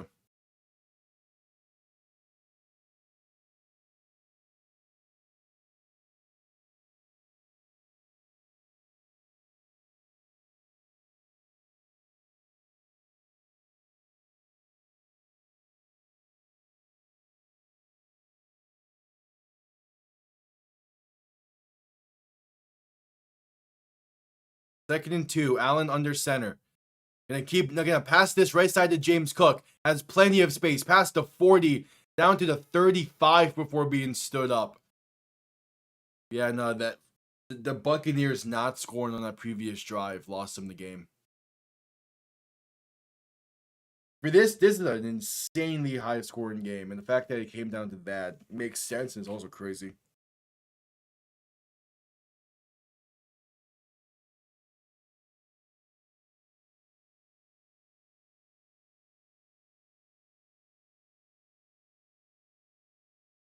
First and 10. Allen under center, back behind him. 3 receiving options to the left. Quick throw right side, going to be caught for a gain of about 4. You know what else has cost Tampa in this game? They got 3 turnovers and only got field goals out of all 3 of them. You find the end zone once, especially the first turnover of the game, you get first and goal from the 7 off of it. That should have been a crushing turnover for Buffalo. Instead, they held strong and gained some momentum out of it.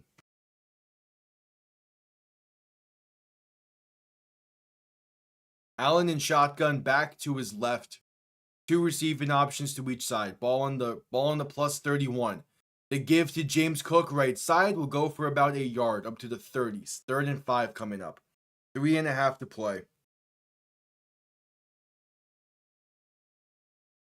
Also, the Vikings have just rallied in the 4th to take the lead over Chicago, just like week 1.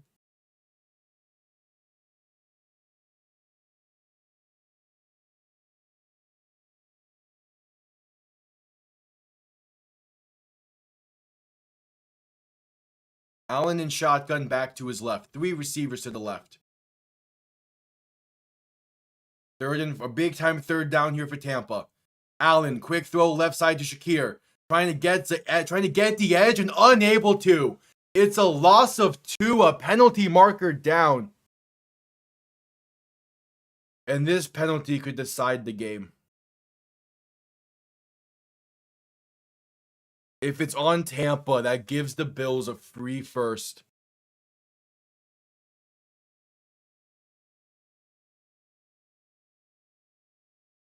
Oh, this ain't face mask.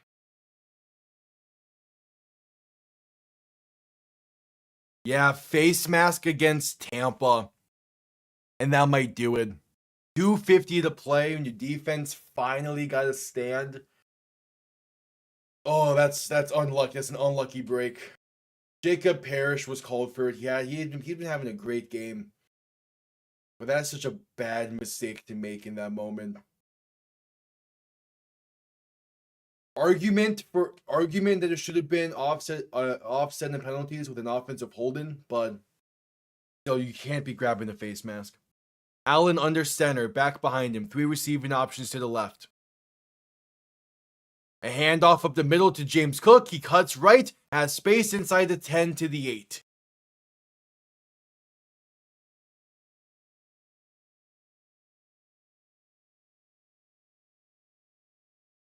All right. 2:40 to play in the game, and Tampa's going to call their first timeout. They're hoping just to hold him to a field goal and give Baker an opportunity. That's all they need, is to give Baker a chance. A field goal will make it an 8-point game.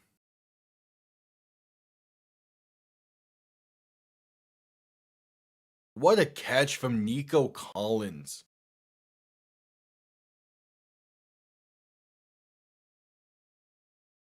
Yeah, what a catch. All right, 2nd and 3 for Buffalo.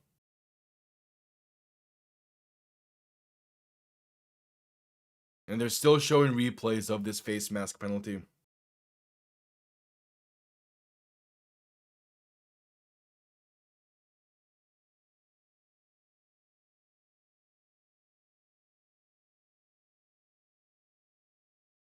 Second and 3.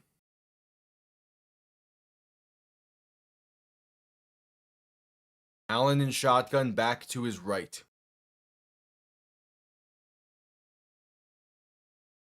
3 receivers to the left. Allen gonna take it himself right side. Inside the 5 and gonna get in.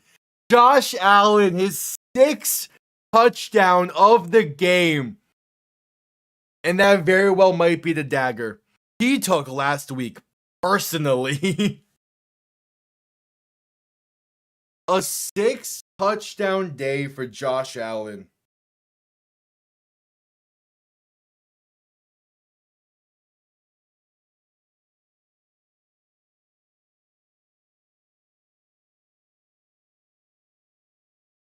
Wow.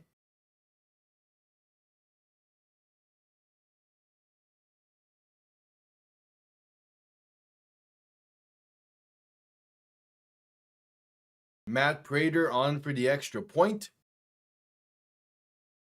And it is good. A 12-point Buffalo lead with 2:35 to play.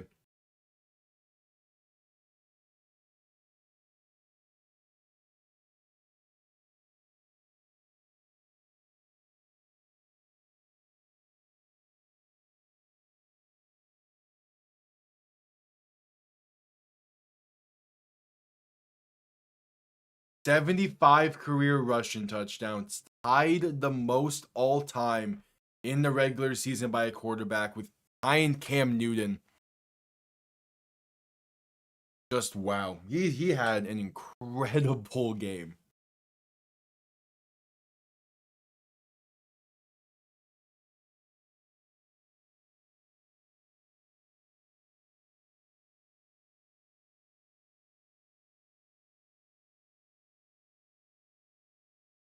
$2:35 to play.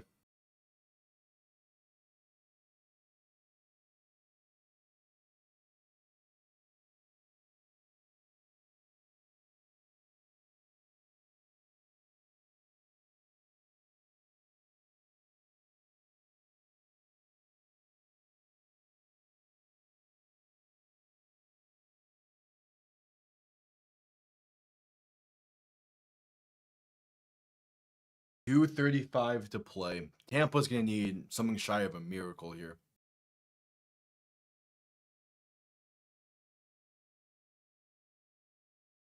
Houston's out. Houston's in the +20 with a tied game. They're about to kick a field goal to win this.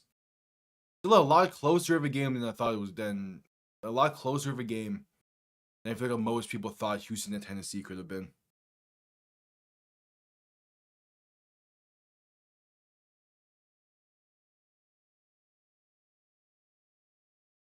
Kickoff underway. This is going to be downed in the end zone for a touchback. Tampa will begin from the 35.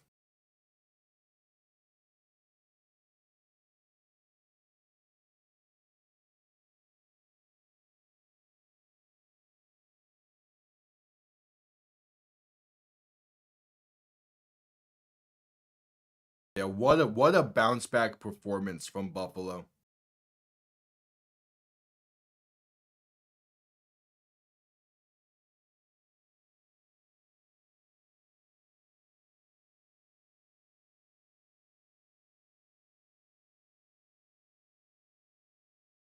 Baker in shotgun, back to his left, 3 receivers to the right.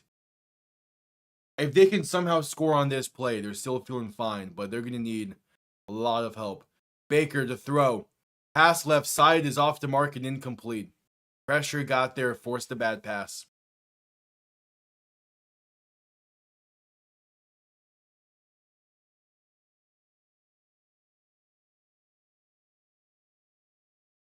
Oh, Chicago wins on a 48-yard field goal. Okay. The Bears are 7-3.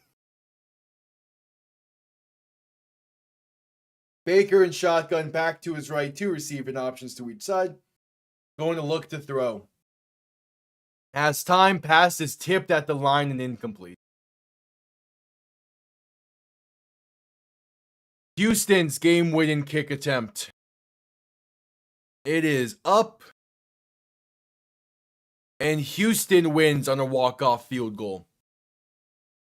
And that means that Seattle, LA is beginning soon.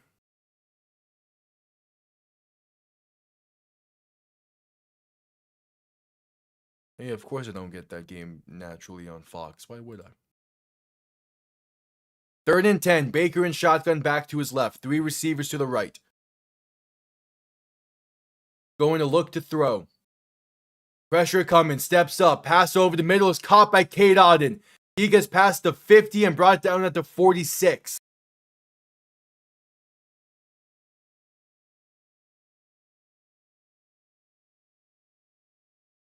Yeah, I'm gonna say it. I'm not seeing those Rams rivalries uniforms in action. Not as big of a fan as I thought it was gonna be. Baker throwing one deep over the middle and is well overthrown and incomplete. We should be nearing the 2-minute warning now. CBS has just left the scoreboard off the screen for the past 3 plays. And there we go. 2-minute warning. 2 minutes to play. Tampa gonna need pretty much a miracle here if they're gonna come back in this.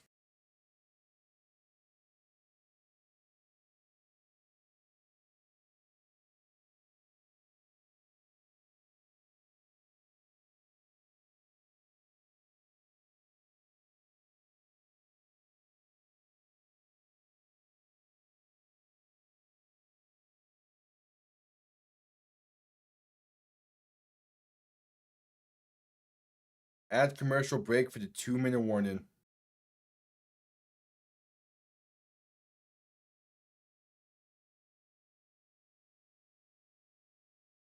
I have 2 monitors in this setup where I'm at. In the other one, I have 4.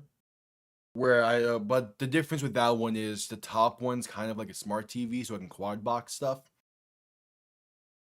But yeah, I have 2 main monitors. The stream's up on a laptop off to the side here. But like I'm watching games on 2 monitors.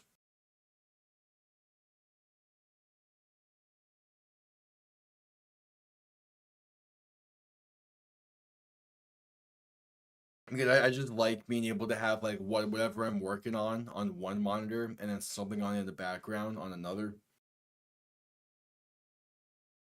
Or like if I'm talking with friends online, I can have that call on one monitor while doing something else.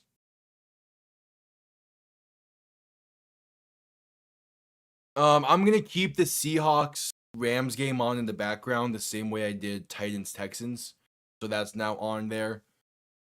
And then for the most part now it's just like I keep up with games through like ESPN app or other stuff, but when I'm down south in the other setup and there's a great window like today's was, I'll quad box there and then move what monitor the game's on. And so we're just coming back for the 2-minute warning.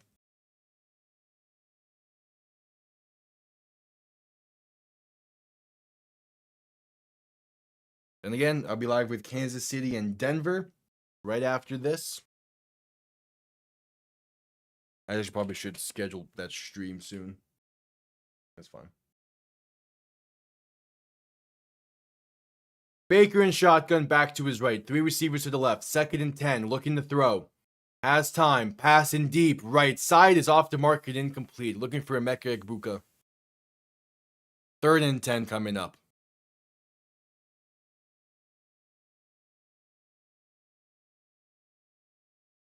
Oh, we're getting a roughing the passer penalty against Buffalo. So tack on 15. An automatic first down. Calling it against Joey Bosa, who has been kind of quiet this season in Buffalo. But yeah, he hit Baker low. Yeah, I'm not a big fan of the all black Rams uniforms. It doesn't fit right. If there was more blue, I would be a fan of it, but yeah, don't really care for the all black. It's just not the Rams. All right, 1st and 10. Ball now on the 31. Baker in shotgun, back to his right. 3 receivers to the left, looking to throw. Has time. Shifting right. And gonna fumble, and Buffalo has it. It's a strip sack to call game. And that's how Buffalo bounces back after a tough loss last week. You get a defense making big time plays, holding them to field goals, and keeping things in check. You have Josh Allen having a 6 touchdown performance. And all around. So definitely some things can be worked on. The ground game was borderline non-existent in this one. But the passing game looked really well. They were able to move the ball downfield really effectively. This was a really nice win for Buffalo. Question is just how can they continue it into the rest of the season and into the playoffs. A give to James Cook up the middle is going to get about 3. And the Buccaneers are still going to call timeouts here.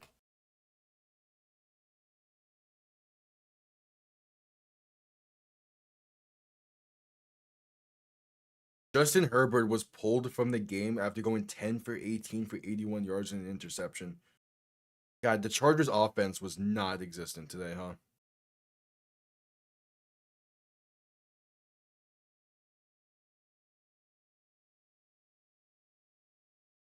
He's definitely a top 5 corner, but I could understand the argument once I see who they think the top 5 corners are. Because if they have some random in front of him, then I don't get it. But I could see it. He's definitely guaranteed top 10. There's a good argument for top 5, and I would buy into that argument.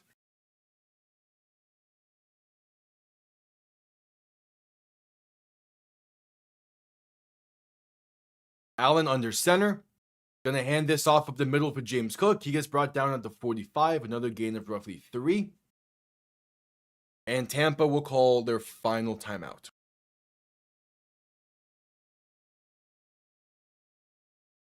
Okay, top 40 is crazy. He's much better than top 40.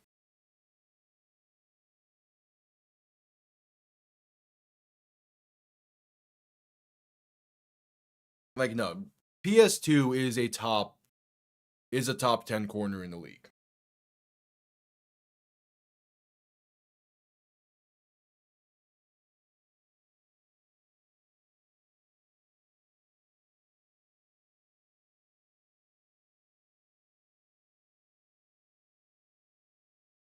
Third and 4. Allen under center. Back and fullback behind him. They give up the middle to James Cook, and he's going to be stuffed short. Only a gain of 2 when they needed 4. And Seattle makes a big-time 4th down stand.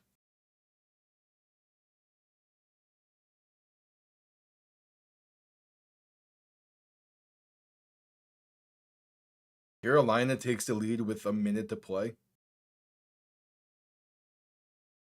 So Bryce Young has how many passing yards today?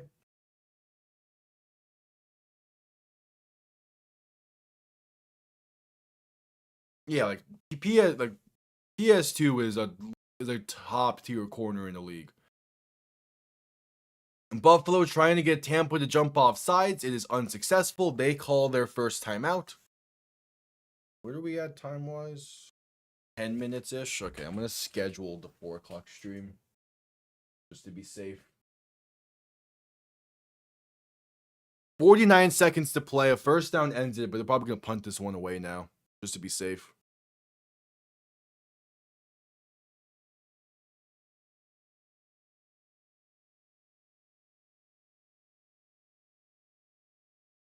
Yep, they're going to punt this one away. Tampa theoretically has a chance, but it's unlikely.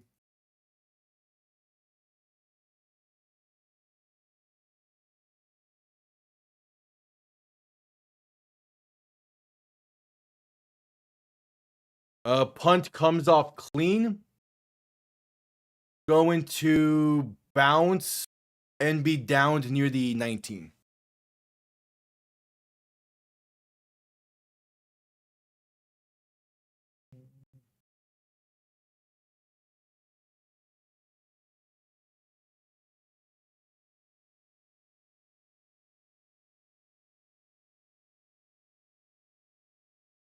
All right, 38 seconds remain.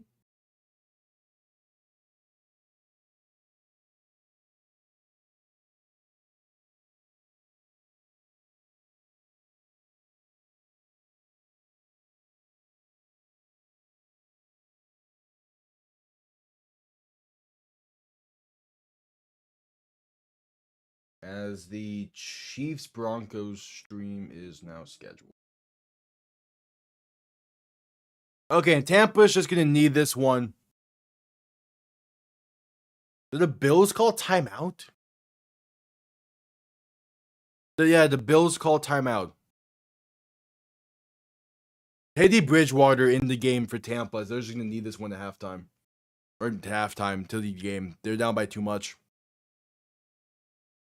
Okay.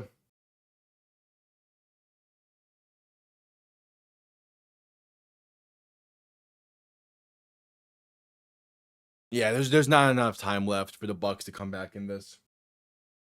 Yeah, the Bucks wish it was halftime. There's the kneel down.